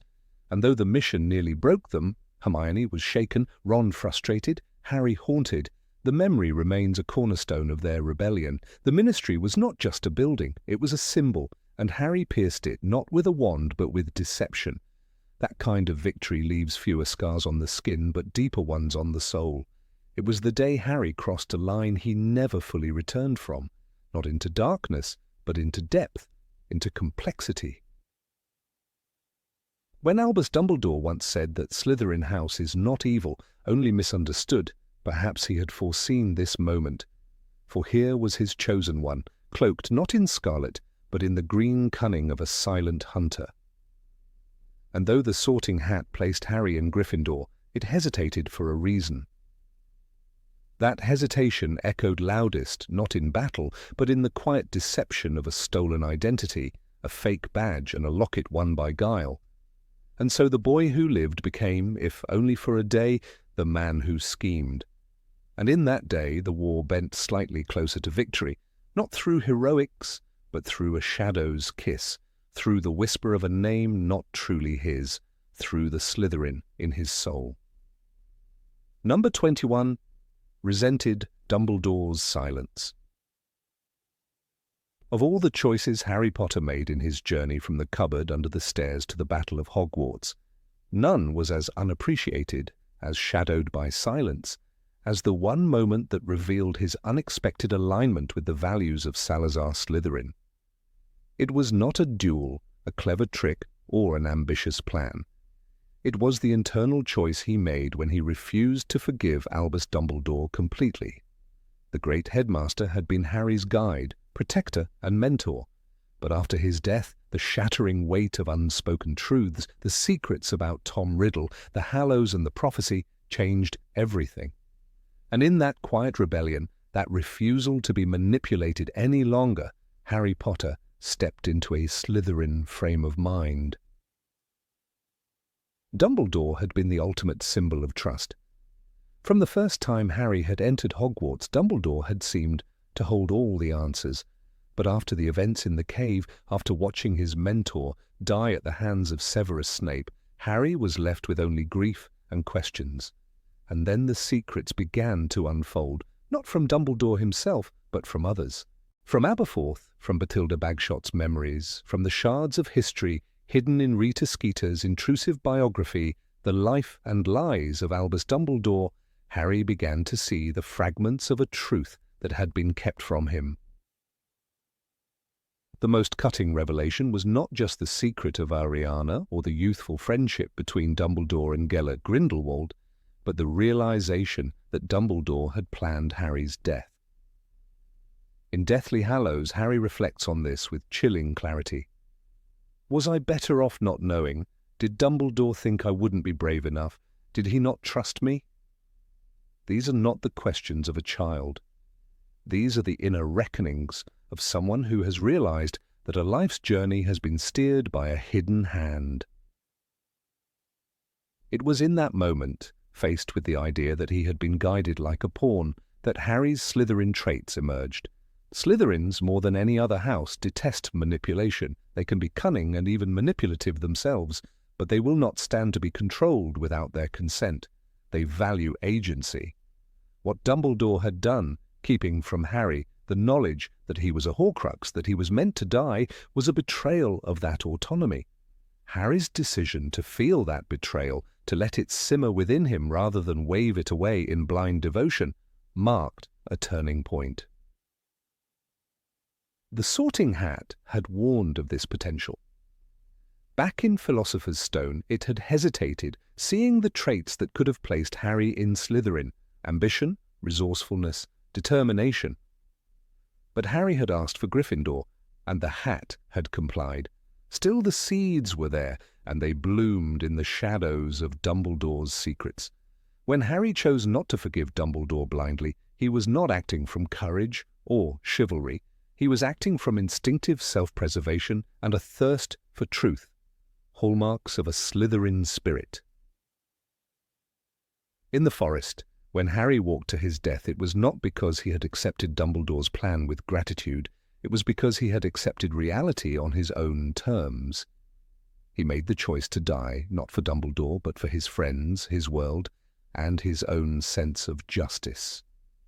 There is a subtle but crucial difference here. Slytherins make choices based on strategic thought, weighing outcomes, understanding sacrifice. Harry's march to death was calculated not coldly, but clearly. That clarity was born of his break from blind loyalty. Even his doubts about Dumbledore's moral compass echo this transformation. When he learns of the Hallows and how Dumbledore once sought them with Grindelwald, Harry thinks, he wanted to be master of death. Why didn't he ever tell me? It is not grief that fills these words, but disillusionment. Harry begins to understand that Dumbledore was flawed, fallible, even hypocritical. And instead of shattering Harry, this knowledge empowers him. He begins to act not as Dumbledore's heir, but as his own master. In Grimmauld Place, after speaking with Phineas Nigellus Black's portrait and seeing how little Dumbledore had told him, even as the war worsened, Harry's resentment deepens. He does not share everything with Ron and Hermione, not out of secrecy, but because he is processing something larger than pain. He is reorienting his mission. He is now chasing Horcruxes, not because Dumbledore told him to, but because it is the right thing to do. That is independence. That is Slytherin strength. Slytherin House does not produce followers. It produces leaders who often walk alone, distrusting the world's narratives and forging their own. When Harry stops quoting Dumbledore, when he starts questioning every fragment of received wisdom, he steps into that legacy. His mind becomes a crucible of doubt and discernment. He doesn't abandon Dumbledore's teachings, but he filters them through a sharper lens. He refines them. He begins to choose knowledge over comfort. The entire quest for the Deathly Hallows becomes a metaphor for this awakening. Dumbledore had left Harry clues, but no full truth. It was a test, but one Harry never agreed to. And so when Harry chooses not to pursue the Elder Wand for power, not to keep the Resurrection Stone for comfort, and not to use the cloak for evasion, he is not passing Dumbledore's test. He is rewriting it. He turns away from Dumbledore's incomplete vision and follows his own conclusion. That divergence, quiet and decisive, is perhaps more Slytherin than anything Voldemort ever did. Even the confrontation with Voldemort in the Great Hall is marked by this shift. Harry does not appeal to prophecy. He challenges Voldemort with logic, with knowledge, with insight. You don't learn from your mistakes, Riddle, do you? It is no longer a battle between boy and monster. It is a duel between equals, and Harry wins not with brute force or blind faith, but with strategy, with a profound understanding of wand lore, and with the knowledge Dumbledore tried but failed to fully share. Later, when Harry chooses not to become an Auror, immediately when he avoids public adoration and steps into the ministry on his own terms, it is another echo of this independence. He is no longer the boy who lived. He is a man who chooses what parts of his identity to carry. He does not need a mentor to guide him anymore. That emancipation is the final echo of his Slytherin moment. Even in his relationship with Snape's memory, Harry shows this growth. He respects Snape, honors him, but does not revere him blindly. He sees Dumbledore's manipulation of Snape and calls it out for what it was, a transactional relationship bound in guilt. Harry names his son after Snape and Dumbledore, but not with idealism. He does it with understanding. He has learned to hold contradictory truths. That is not Gryffindor naivety. That is the Slytherin gift of duality. In the end, the wand Harry breaks is not just a symbol of power, it is a symbol of legacy. Dumbledore's legacy, Voldemort's obsession, the ancient thirst to master death. Harry breaks it not out of heroism, but out of rejection. He will not continue the cycle. He chooses something neither Dumbledore nor Voldemort could, a quiet life. That too is a Slytherin trait, to retreat when it is wise, to survive where others fall to pride. No Sorting Hat could have seen this coming, that the boy who once begged not to be in Slytherin would one day embody its highest values in the face of grief and betrayal. Not the cruelty or ambition twisted into arrogance, but the independence, the critical thinking, the self-defined purpose. It was not during battle that Harry showed his Slytherin side. It was in the lonely, painful process of realizing that his greatest guide had lied to him, and choosing to move forward anyway, without forgiving the lie. There are few moments in the series more defining than when Harry, after reading the truths in Dumbledore's past, feels the sting of disillusionment and allows it to sit. He doesn't rationalize it away. He doesn't pretend Dumbledore had no choice. He simply acknowledges the wound. That emotional honesty, that refusal to sugarcoat, is the most adult, most Slytherin response of all. The world may always see Harry as the brave Gryffindor, the chosen child who defeated the Dark Lord, but beneath the scar, beyond the legend, lives a boy who learned not to be led, who questioned even the greatest wizard of his age, who chose his own ending to a story that had been written for him in prophecy and secrecy. That boy, who became a man not through war but through rejection of control, is Slytherin in all but name. Number 22 used dangerous spells in the Battle of Hogwarts. The Great Hall was in ruins. Rubble littered the floor, shadows flickered from shattered windows, and spells still echoed in the distant corners of the castle. Harry Potter stood in the heart of Hogwarts, not as a boy who lived, not as a student, but as a soldier. His breath was ragged, his eyes hard. The boy who once trembled before facing a troll in his first year had become a man capable of hurling spells that cracked stone and splintered bone. In those final hours of the Battle of Hogwarts, Harry cast aside his Gryffindor innocence and stepped into a darker shade of magic, one that aligned far more with the House of Slytherin. The Sorting Hat had once hesitated. "You could be great, you know. It's all here in your head, and Slytherin will help you on the way to greatness." That choice had defined Harry's entire path, but in the final moments of war, when the castle walls themselves seemed to scream, he chose greatness on his own terms, and with a fury that would have made any Slytherin proud. Among the chaos, Harry duelled more than once with foes who vastly outclassed him in experience. He fought against Travers, a Death Eater known for his cruelty and mastery of jinxes, using spells that weren't covered in any Hogwarts curriculum. "Expulso!" Harry had screamed, the explosive hex erupting with enough force to send a chandelier crashing down. This wasn't a textbook disarmament. This was strategy laced with destruction. Dark magic had always been a subject wrapped in whispers, but Harry, during the battle, used what he had learned from Bellatrix Lestrange's duel with Hermione, from Snape's lessons, from the Carrow's twisted detentions. He mimicked their movements, understood the weight of certain wand motions, and replicated them with a calculated coldness. Against Dolohov, he didn't hesitate to use Confringo, blasting the wall beside him in a shower of molten stone that seared the Death Eater's cloak and forced him to retreat into the dark. It was during his run through the entrance hall that Harry encountered two younger students cornered by Death Eaters. There was no time for mercy. With a slash of his wand, he shouted Levicorpus, hoisting one of them into the air by his ankle, slamming him to the ground with a sickening thud. The other fled. There was no pretense of defense. It was offense, swift and cruel. He had adopted the language of war, and like the serpents of Slytherin, he struck without warning.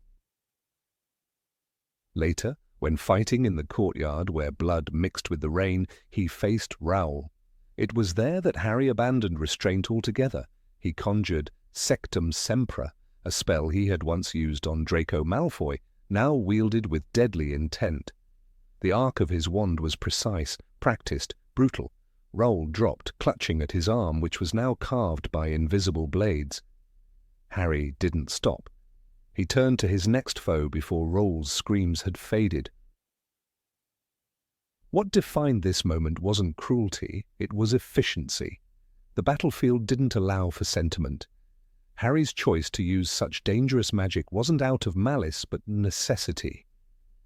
But that doesn't soften the truth.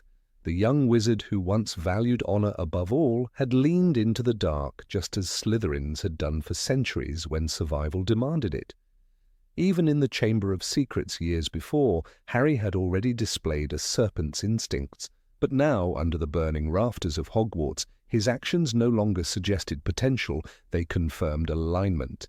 He wielded power with a self-awareness that chilled even his allies. Neville Longbottom, rushing by his side at one point, looked startled when Harry used Imperio to force a Death Eater to turn his wand against his own. Comrade. The unforgivable curse, one of the darkest pieces of magic, and Harry had used it without hesitation. The very use of that curse defined him in that moment. The boy who had once recoiled at its mention had crossed that line. There was a moment, as described in the final book, when he felt he could control everything. That cold confidence, that ability to act without remorse in the face of death, was not Gryffindor's courage. It was Slytherin's ambition weaponized in defense of those he loved. After Voldemort's voice echoed across the grounds, offering a ceasefire if Harry gave himself up, it wasn't loyalty that led him to walk into the Forbidden Forest. It was cunning. He knew the Elder Wand would never obey Voldemort if it recognized him, its true master. That wasn't a noble gamble, that was calculated surrender. He had grasped the laws of wand law and manipulated them. Dumbledore himself had once said, "You are a better man than I." But in that moment, Harry wasn't trying to be better. He was trying to win. Slytherin had never been about evil, but about ambition, power, and the willingness to do what others wouldn't. Harry casting Crucio on Amicus Carrow after the Death Eater spat on Professor McGonagall showed he was no longer above such choices. "You shouldn't have done that," Harry hissed, voiced low and lethal. The spell was not an accident, it was punishment. What made this spell so significant was the context. The Cruciatus Curse only works when cast with intent, true intent to cause pain. Harry had summoned that emotion. He'd held it close like a coiled snake waiting to strike. That wasn't something a child of Gryffindor should have been able to do. That was Slytherin magic, channeled through pain and power. He continued using silent spells as the battle wore on, advanced, dangerous techniques that allowed him to attack without alert. His use of Reducto near the viaduct demolished a portion of the staircase, sending a group of Death Eaters falling, not stunned, not restrained, eliminated. The serpent strikes to kill, not to warn. Even when dueling Voldemort, Harry was no longer playing the hero's game. He kept his wand low, his eyes calculating. He spoke of wand loyalty not as an appeal to fate or prophecy, but as a master of knowledge. He understood wand law better than most. Manipulating it turned Voldemort's greatest weapon against him. That's not bravery, that's mastery, that's Slytherin. And when the battle was over, when he stood over Voldemort's lifeless body, Harry didn't gloat, he didn't cry, he didn't even speak. He merely walked away, as if war had calcified something in him. The haunted silence he carried wasn't grief. It was the weight of choices, strategic, cold, efficient. It was in those final moments, too, that he spoke to Kingsley and McGonagall with clarity about the Elder Wand's fate. He would return it to Dumbledore's tomb, unbroken, unclaimed. That decision wasn't just moral, it was preventative. It ensured no one would challenge him for it. Power must be sealed, hidden. A serpent buries its fangs when it no longer needs to strike. His interactions with Draco during the battle also betrayed a Slytherin instinct. When he saved Draco from the fiendfire, it wasn't a display of blind mercy. It was a calculated choice. He knew that Draco might prove useful, or at least represent a symbol of reconciliation. That's diplomacy, that's political instinct, that's Slytherin. Even in the Room of Requirement, Harry's willingness to destroy a Horcrux with a basilisk fang, a relic of Slytherin himself, was symbolic. He didn't hesitate. He used the very tools of his enemy, repurposed them, and wielded them like weapons. The irony wasn't lost. The serpent's fang had become the key to salvation. Ron and Hermione often hesitated, debating ethics and risk. But Harry, during the final siege, didn't flinch. His choices were made in moments. Pure Slytherin decisiveness. The battlefield is no place for hesitation, and Harry had none. And perhaps most tellingly, Harry never spoke of these moments later. He never glorified his use of dark magic. That silence, it was not shame, it was strategy. He buried those parts of himself, locked them away like a true Slytherin who understood the price of power and the necessity of secrecy. No longer merely the chosen one, Harry had become something more ambiguous, more serpentine. His victory wasn't just over Voldemort, it was over innocence, over limitation, over the boy who once needed others to fight for him. In those final hours, Harry didn't just fight, he conquered, and he did it with the cold, ruthless precision of a Slytherin. Number 23 exploited Malfoy's vulnerability. Harry Potter had many faces, but one of his most overlooked was the one he wore during his 6th year, the face of a hunter. When the wizarding world was beginning to unravel under the dark shadow of Voldemort's return, and Hogwarts no longer felt like a fortress, Harry was changing too.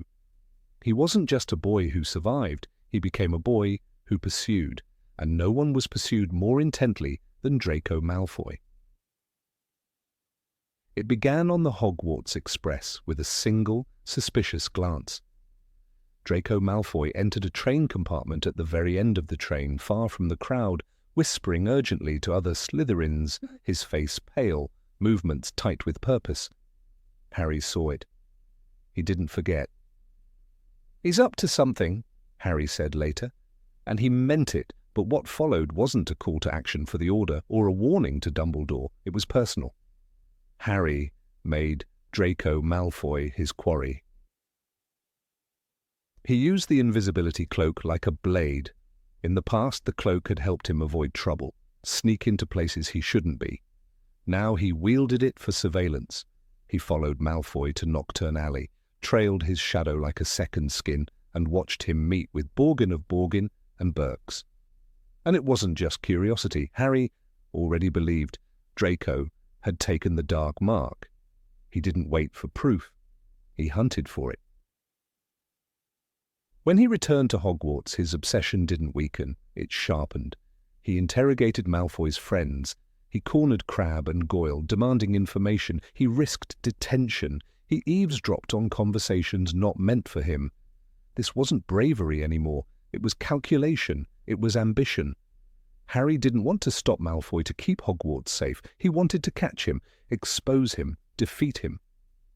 The motivations were different than what the Gryffindor Lion would claim. The means were even further. He exploited weaknesses. In December, Harry set a trap in the room of requirement. He guessed Malfoy was using it, so he paced, thinking of hiding something, visualizing concealment to summon the room. When it didn't work, he persisted. He walked past it repeatedly, trying different variations. He obsessed over unlocking its secrets, because he knew Malfoy was inside, and the knowledge that Malfoy was isolated, cornered, vulnerable in that room only made the pursuit more tantalizing. His most Slytherin act came in the form of the cursed necklace. After Katie Bell was hospitalized, Harry didn't reflect on the tragedy with patience or empathy. He used it. He publicly accused Malfoy of involvement, despite no direct evidence. He pressed McGonagall, Dumbledore, and even Snape. He cast suspicion like a net. "He did it," Harry said, stubborn and wild-eyed. It wasn't justice he wanted, it was a win. Then came the vanishing cabinet. Harry watched Malfoy disappear from the Marauders' map. He vanished and reappeared. Harry had a clue, a fragment. Instead of approaching a teacher or discussing it rationally, he investigated alone. He enlisted Kreacher and Dobby as his spies, dispatching them to tail Draco in secret, despite the dangers. This wasn't noble, it was tactical. He had eyes everywhere. His network of informants, 2 house elves, was classic Slytherin. Throughout this time, Harry's hatred burned with precision. He didn't just dislike Malfoy, he tracked his patterns, analyzed his behaviors, logged every slip. This is the mindset of a strategist, not a hero. "He looks ill," Hermione said once, and indeed Malfoy had begun to unravel under the weight of his mission. But Harry didn't back off. He saw that weakness and pressed harder. He didn't show pity. He didn't hesitate. He saw weakness, and he wanted to break it open. Even when Ron and Hermione begged him to drop it, he wouldn't, not because he wanted to protect the school, because he didn't want Malfoy to succeed. He had become obsessed with proving his rival's guilt. That obsession wasn't born in courage, it was born in rivalry, in old wounds, in the need to win. He wasn't being the noble savior of Gryffindor anymore. He was being the cunning adversary of Slytherin. In January, he took things further. He used the Marauder's map religiously, checking Draco's dot every night, watching him, waiting. "I'll find out what he's doing if it's the last thing I do." This was not a vague suspicion anymore. It was personal war. The Marauder's map became a surveillance tool, not a playful relic. He used it like a general uses a battlefield layout, identifying positions, making deductions, drawing plans. Malfoy was not a classmate anymore. He was the target. The bathroom scene changed everything. When Harry finally confronted Malfoy in the boys' lavatory, he didn't come to talk. He came to expose. They exchanged spells like fists. It was brutal. Malfoy struck first, but Harry struck last. And harder. "Sectum Sempra!" The words sliced through the air, and Malfoy collapsed, blood spilling like ribbons across the tiles. And in that moment, it didn't matter that Harry hadn't known the spell's effects. What mattered is that he cast a hex meant for enemies. He aimed to win, and he nearly killed. Snape saved Malfoy, and for that moment the Predator was forced to look at the consequence of the hunt. He was punished, yes, but he was also changed.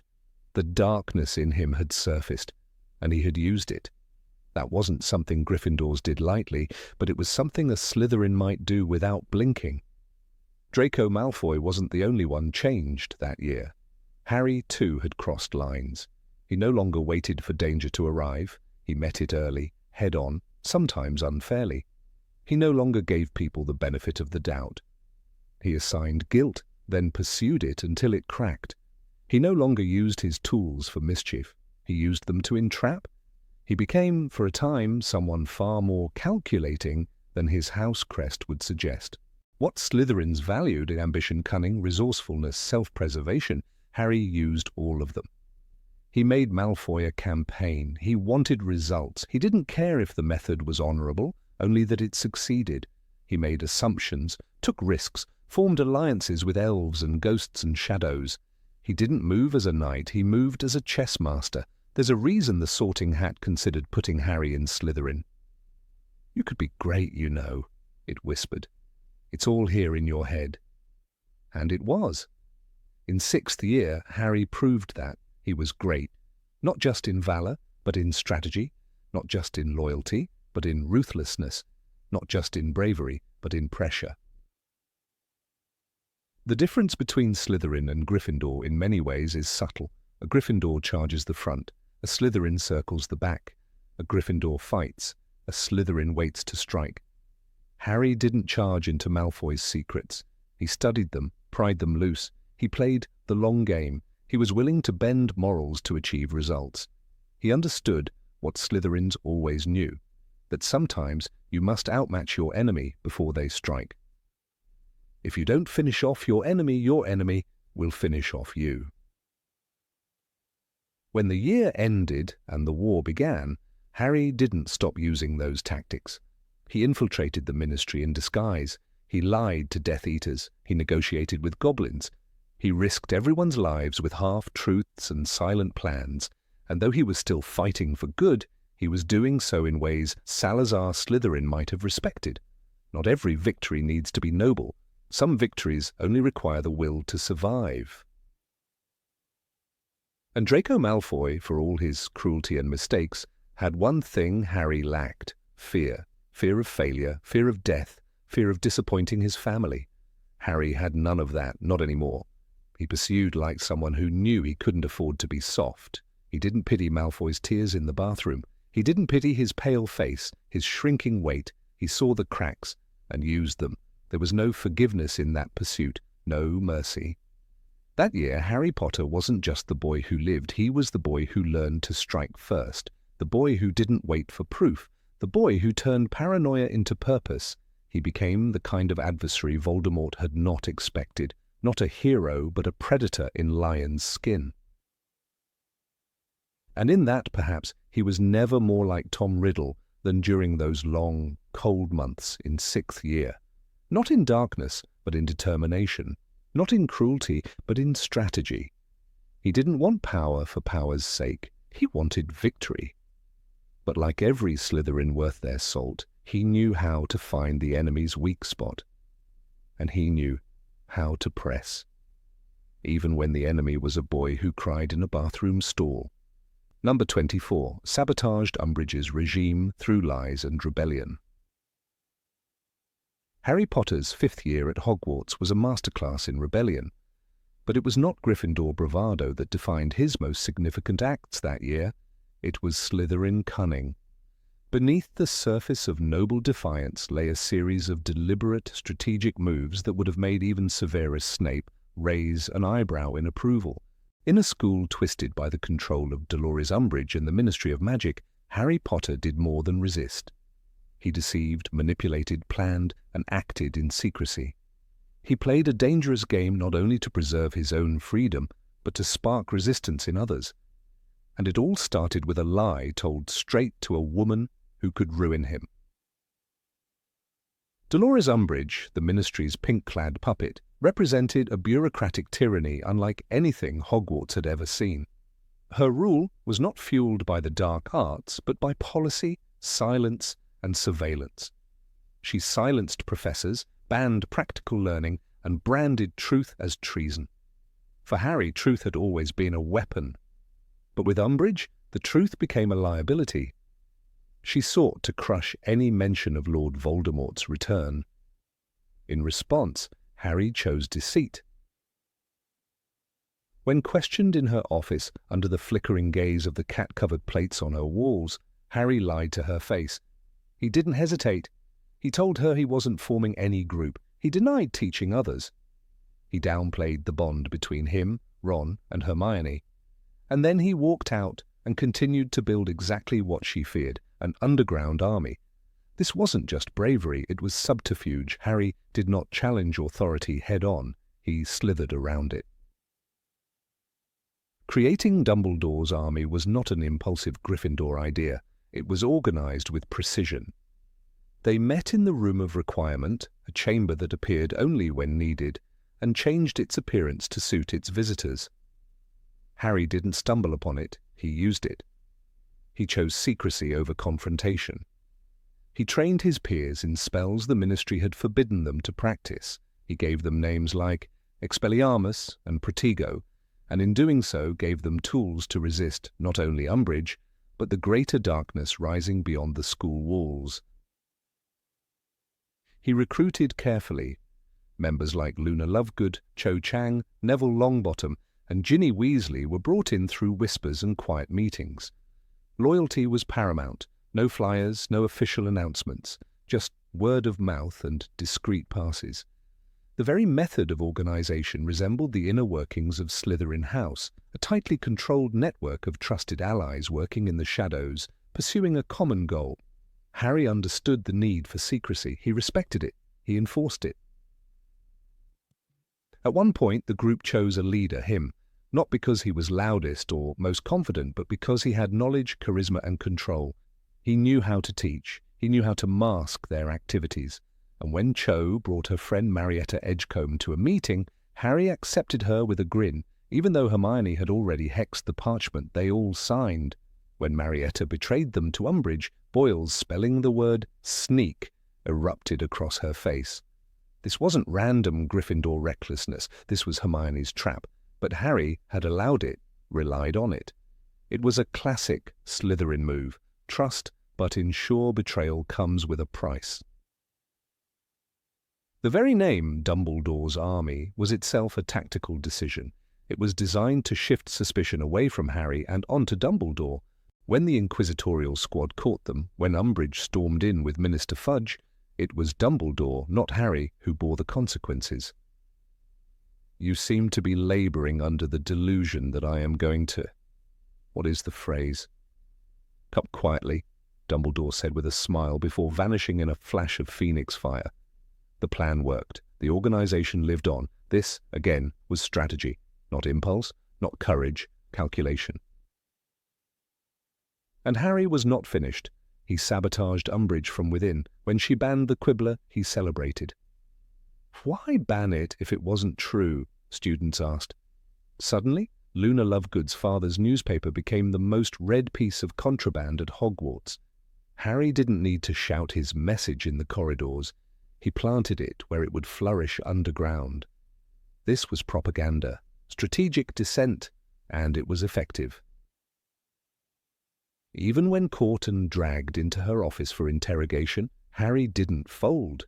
Under her suffocating rules, where she banned clubs, controlled speech, and tortured with a blood quill that etched punishment into flesh, Harry responded with cold resistance.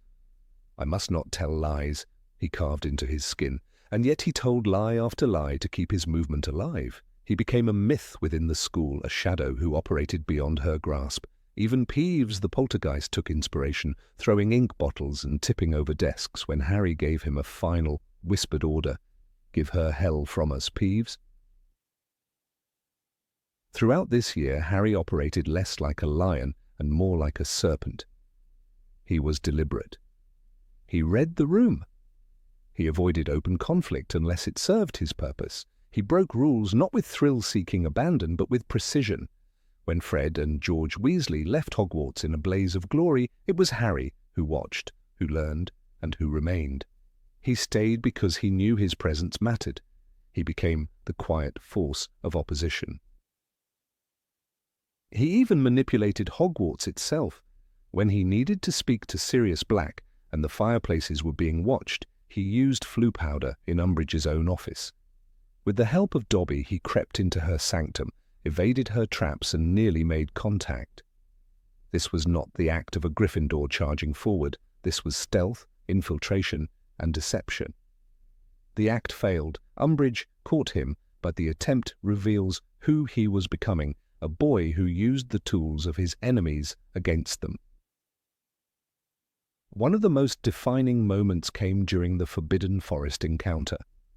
After Umbridge discovered the truth and demanded Harry reveal Dumbledore's whereabouts, Harry lied, again, coolly, convincingly. He lured her into the forest, pretending that a secret weapon awaited. In truth, he had no idea what he would find, but he was gambling on something, anything that would remove her, and it worked. The centaurs took her away. Harry's deception freed the school. He didn't use a spell, he used his mind. This type of manipulation, this weaving of truth and fiction, is not native to Gryffindor House. It is the language of Slytherin. It speaks to ambition and cunning, to the ability to bend circumstance to your favor. Harry had been forged in fire since infancy, but by his 5th year, he began using strategy in place of rage. When asked why he did not scream, did not crumble, did not give in, he never answered. But the truth was plain. He was adapting. Even Snape, who hated Harry, began to see it. During occlumency lessons, Snape warned him that the Dark Lord used strategy, deception, subtlety. But perhaps the most ironic twist was that Harry, in his resistance, was learning those very traits. "Control your emotions," Snape snapped. "Discipline your mind." Harry tried, and though he failed often, he began to understand the value of restraint. At the same time, he inspired loyalty not through grand speeches, but through quiet action. Neville, once bumbling and uncertain, became his fiercest ally. Ginny, no longer Ron's shadow, emerged as a firebrand of resistance.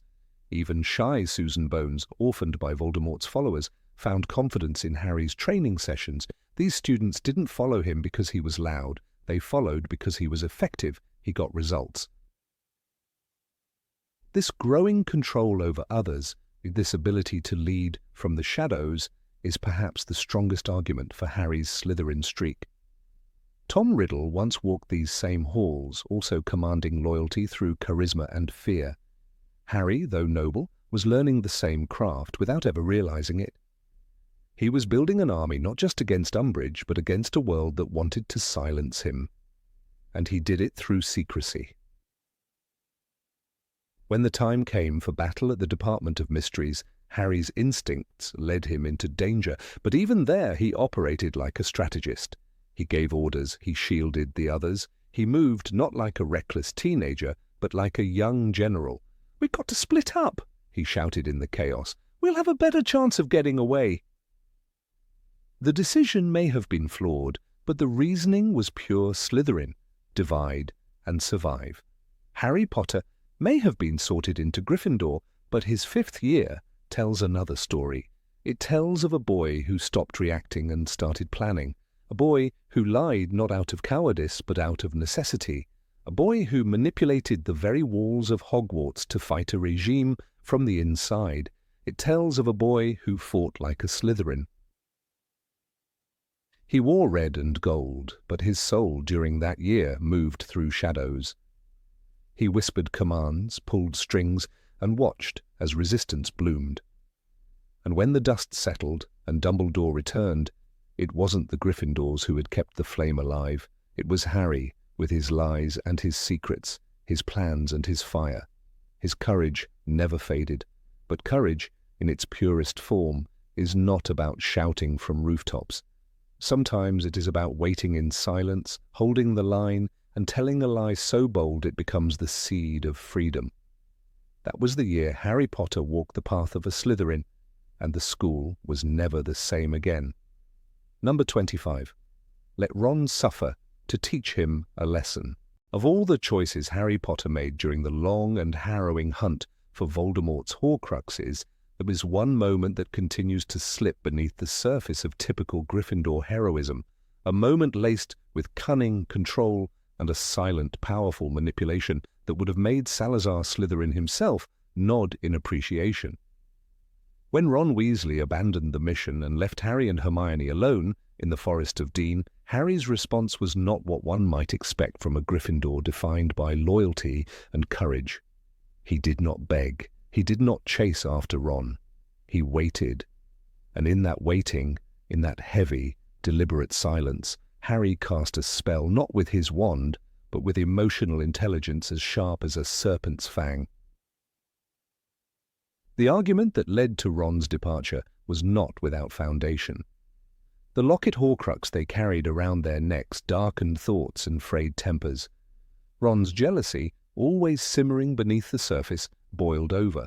He accused Harry of not knowing what it felt like to be truly alone, not having a family left to lose. Harry, stunned by the outburst, did not fight back. But when Ron disapparated, taking with him the heart of their trio and leaving behind only awkward silence and hurt, Harry made a decision. He did not speak ill of Ron. He didn't justify himself to Hermione or plot to retrieve him. He simply waited, knowing full well what that absence would do to Ron. The silence that followed Ron's departure was not empty. It was filled with meaning. Hermione wept. The forest seemed to close in around them. The air between Harry and Hermione thickened with unspoken tension. But Harry did not crumble. He focused on the task at hand, knowing that this show of resilience would haunt Ron more than any angry word or pleading letter ever could. This was not the reaction of a desperate boy abandoned by his friend. This was the poised control of someone who understood how guilt brews best in quiet. Harry's restraint is the heart of this Slytherin moment. Any Gryffindor might have charged after Ron, trying to bring him back with tears and apologies. A Hufflepuff might have written to him, trying to restore harmony. A Ravenclaw may have analysed the situation and devised a logical plan to reunite the group.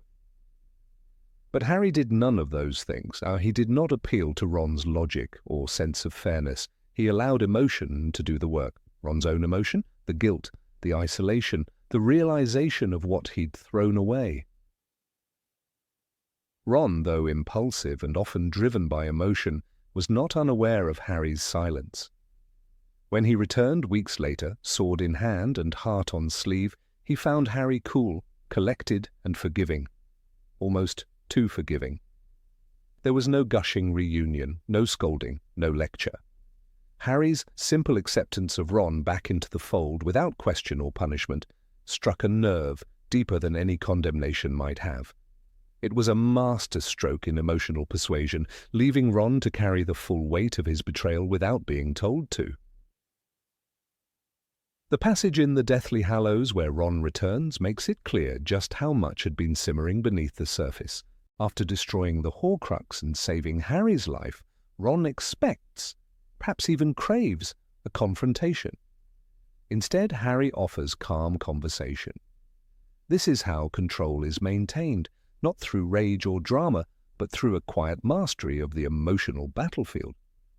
Ron's own words upon returning, "I wanted to come back the minute I'd disapparated," show that Harry's silence had done its work. It is important to understand that Harry did not manipulate Ron maliciously. He did not sit by a fire plotting Ron's guilt, but the result is the same. Through restraint and silence, Harry allowed Ron's conscience to become his own tormentor. That is power. Not the power of a curse or a sword, but the power of influence. A Slytherin would recognize that kind of control instantly, not brute strength, but emotional strategy. Salazar Slytherin prized ambition, cunning, and resourcefulness. Harry showed all three in this single maneuver. He maintained his dignity, positioned himself as the wronged party without needing to say a word, and ultimately brought Ron back to the mission, stronger and more committed than before. That is not Gryffindor idealism, that is emotional chess, played silently in the depths of the forest, and Harry played it perfectly. The forest as a setting became the crucible in which this Slytherin trait was forged. Removed from the world, hunted and cold, Harry endured while Ron wrestled with his decision. In those long weeks, Ron imagined Harry and Hermione bonding without him, succeeding without him, and Harry did nothing to contradict that fear. He didn't try to reach out, didn't try to soothe. In doing so, he allowed the legend of his own strength to grow in Ron's mind. By the time Ron returned, he was no longer Harry's equal. He was a contrite follower, desperate to rejoin the quest. This shift in dynamic was crucial. Before the separation, Harry and Ron often clashed. Ron's insecurities made him defensive and erratic, but after his return, that changed. Harry's quiet authority had been cemented. Ron fell into line more easily, not because he had been forced to, but because he had been emotionally outmaneuvered. It was not friendship that restored the balance. It was strategy. Hermione's reaction to Ron's return was filled with anger and emotion. She shouted, she cried, she held him accountable. But Harry remained above it. His emotional detachment in that moment spoke volumes. He had already won. There was no need for a performance. This unflinching self-control is a Slytherin hallmark, a refusal to show weakness, especially to someone who had once walked away. The brilliance of Harry's move lies in its invisibility. To a casual observer, it might seem like he simply waited, but in doing so he shifted the emotional burden onto Ron. That is an act of dominance, not passive patience. It is the difference between reacting and positioning, between chasing and luring. Ron was not asked to return, he was compelled to return, and the source of that compulsion was his own emotional unraveling, carefully allowed by Harry. Consider the psychology behind Harry's silence. By not speaking of Ron, by not even invoking his name much around Hermione, Harry gave the impression that Ron had made himself irrelevant. That is a cutting blow to someone like Ron, who constantly battled the feeling of being second best. In pretending not to miss him, Harry ensured that Ron missed them both more. It was a lesson in absence, made even more effective by Harry's apparent indifference. When Harry forgave Ron instantly, it was not weakness, it was superiority. He knew that forgiveness, when granted swiftly and without condition, carries a strange sting. Ron expected groveling or anger, and got neither. This created a power imbalance. Ron was still carrying shame. Harry had moved on. That, in the end, gave Harry the high ground not only morally but strategically. This incident subtly altered the trio's dynamics for the rest of the book. Ron followed more than he led. He deferred more than he argued. The wound of his own betrayal, kept fresh by Harry's silence and unexpected grace, made him humble. Harry, whether he intended it or not, had harnessed guilt, not to punish, but to reinforce loyalty. It is too simple to say that Harry acted out of wounded pride or mere silence. His behavior was calculated, perhaps instinctively rather than consciously, but no less effective. He controlled the narrative of Ron's departure by refusing to participate in it. In that vacuum, Ron wrote the story himself, and when he returned, he accepted the role Harry had left open for him, the returning prodigal, forgiven, but never quite the same. Even Dumbledore, master of subtle manipulation, might have admired Harry's approach. After all, Dumbledore himself once said that power was a curious thing, and those best suited to it are those who do not seek it. Harry didn't seek to punish Ron, nor to dominate him, and yet he did. Through absence, silence, and the sharp edge of restraint, he wielded control more powerful than any spell. And the most Slytherin element of all, Harry never gloated.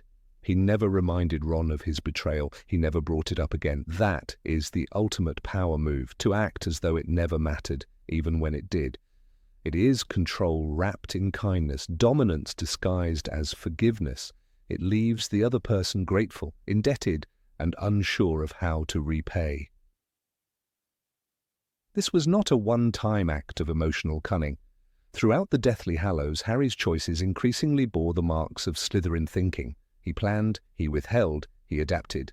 But this moment with Ron stands apart because it was not about defeating an enemy, it was about reclaiming an ally without compromising pride. That requires a different kind of magic, not the kind taught at Hogwarts, but the kind learned in life, the Slytherin kind. And so, the boy who once begged the Sorting Hat not to place him in Slytherin showed just how deeply the house's traits lived within him.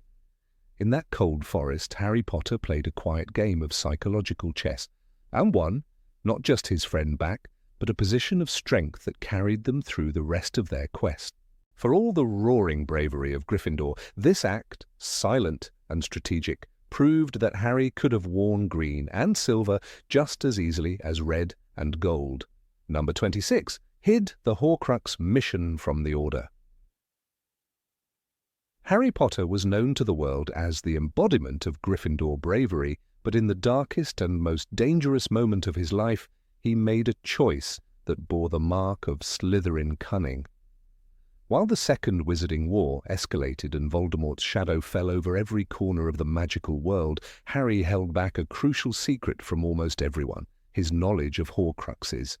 He knew the stakes, he knew the cost of failure, and he knew that the fewer people who were aware of Voldemort's path to immortality, the safer the mission would be.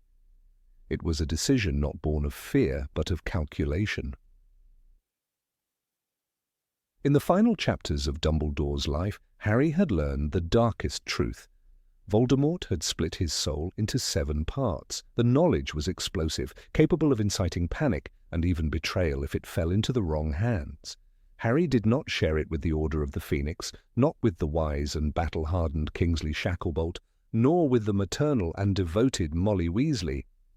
He told no one at Grimmauld Place, not even the members who had risked their lives for him in the skies above Little Whinging. Only Ron and Hermione were entrusted with the full weight of this mission. That secrecy, that deliberate gatekeeping of dangerous knowledge, was textbook Slytherin. Slytherins, more than any other house, understand the value of controlled information. The fewer people who know a secret, the less chance it has to unravel. Harry, though shaped by years in Gryffindor's bold light, showed a chilling capacity for secrecy and manipulation in this act. Dumbledore himself had operated this way. He was not only a wise mentor, but also a chess master. In taking on Dumbledore's mission, Harry absorbed more than his task. He absorbed his methods. As the trio vanished from the burrow without explanation, the wizarding world was left to speculate, to guess, and in that silence, Harry gained an edge. At Shell Cottage, even after being wounded and traumatized by Bellatrix Lestrange's cruelty, Harry still withheld the full truth from Bill and Fleur.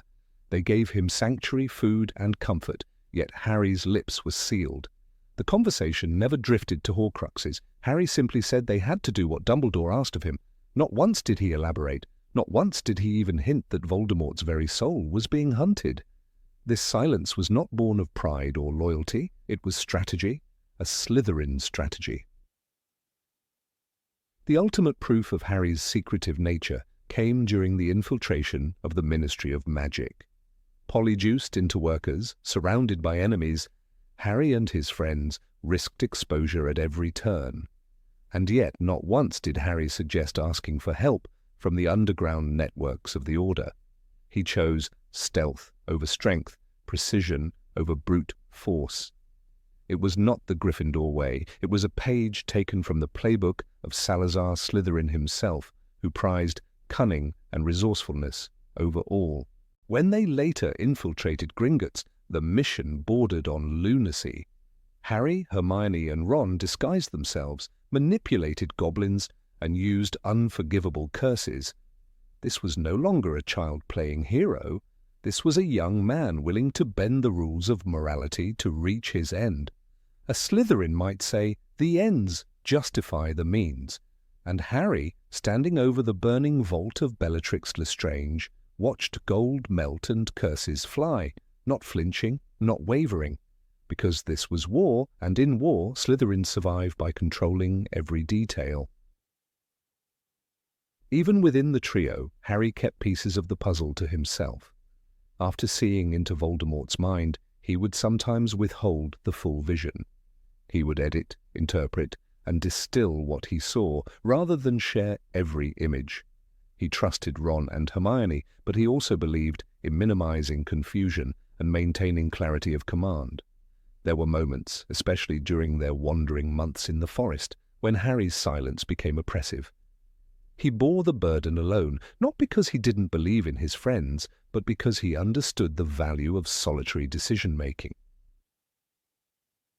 When the Elder Wand entered the narrative, Harry again kept his thoughts to himself. Though he suspected the wand's true power and connection to Voldemort, he did not reveal this to the Order. He did not warn Kingsley or Remus, or even McGonagall. He chose silence once more, calculating that knowledge of the wand might lead to disastrous obsession. He can't know the wand's allegiance lies with me, Harry thought after the battle in Malfoy Manor. He knew, with chilling clarity, that revealing the wand's secret could place a target on his back. So he said nothing. One of the most haunting examples came at Hogwarts itself. In the final hours before the Battle of Hogwarts, Harry returned to the castle with the weight of prophecy and the knowledge of the remaining Horcruxes. Even then, as the school prepared for war, he withheld what he knew. Not even Neville, fighting valiantly to protect students, was told the full truth. Not even Luna Lovegood, whose heart was always open and loyal, knew what he was truly searching for as he slipped through secret passages and haunted corridors. Harry was hunting the diadem of Ravenclaw not because it would win the war by brute strength, but because it was a piece of Voldemort's soul. And only he, Hermione, and Ron were aware. The mirror of Erised from years ago had shown Harry a family. It was a symbol of longing and vulnerability.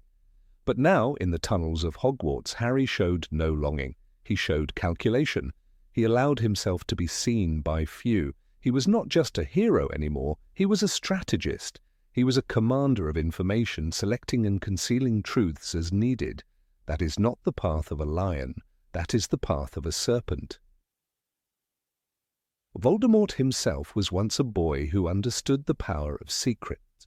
He split his soul in hidden places, counted only on himself, and moved in shadows. Harry, unknowingly, mimicked some of that behavior. The difference lay in motive, but the methods, the silent steps and hidden truths were startlingly similar. Harry had become the only one who could walk in Voldemort's footsteps without falling prey to his madness. And to do that, he had to think like him. Not feel like him, but think like him.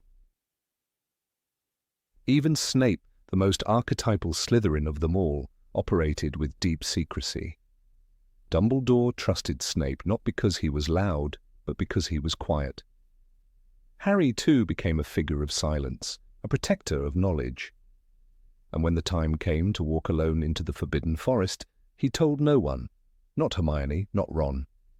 He kissed Ginny goodbye with his eyes alone. He faced death as a secret, because revealing it would break their hearts and possibly ruin the mission. I must die, he thought, and then walked alone. It was an ultimate act of sacrifice, but also of concealment. In the forest clearing, when Voldemort cast the killing curse, no one knew what Harry had done. They believed him dead, but he had never died fully. He had been willing to keep the secret of his survival if needed. He would have watched the world mourn and still held his silence if the moment demanded it. That silence again was not Gryffindor's roar. It was Slytherin's hiss. After the war, when the truth of the Hallows came to light, Harry chose to bury the Elder Wand with Dumbledore. He did not keep it. He did not flaunt his victory. He destroyed the Resurrection Stone. He left the cloak, and he told no one. The Hallows, 3 items of unspeakable power, were hidden once more. Harry had become the master of death, and yet no one knew. That, more than anything, was a Slytherin move. To control power not by wielding it, but by hiding it. One of the most significant quotes from the Deathly Hallows came when Ron asked why Harry hadn't told them more, why he had kept things quiet. Harry simply replied, because it had to be me. That answer was not a boast. It was the language of solitude, of command, of isolation. Harry had accepted the burden of secrecy as part of the path to victory. The Sorting Hat once told Harry that he would have done well in Slytherin. At the time, Harry rejected the idea with every fibre of his being, but the irony, the beauty of character evolution, is that in the end he proved the Hat right. Not because he shared Slytherin's hunger for power, but because he adopted their tools when the moment required it. He used their strengths, not for domination, but for survival and victory. While the wizarding world celebrated the courage of the boy who lived, they often forgot to look beneath the surface. Underneath the scar, the bravery, the lightning bolt fame, was a young man who had learned to move in silence, who had learned to strike with precision, who had learned to guard secrets the way a snake guards its lair. The war was won not only with bravery, but with secrecy, with information control, with trust earned and trust denied. And in those dark woods behind enemy lines, with the fate of the magical world on his shoulders, Harry Potter made choices that no Gryffindor alone could have made. He chose silence, he chose strategy, he chose Slytherin.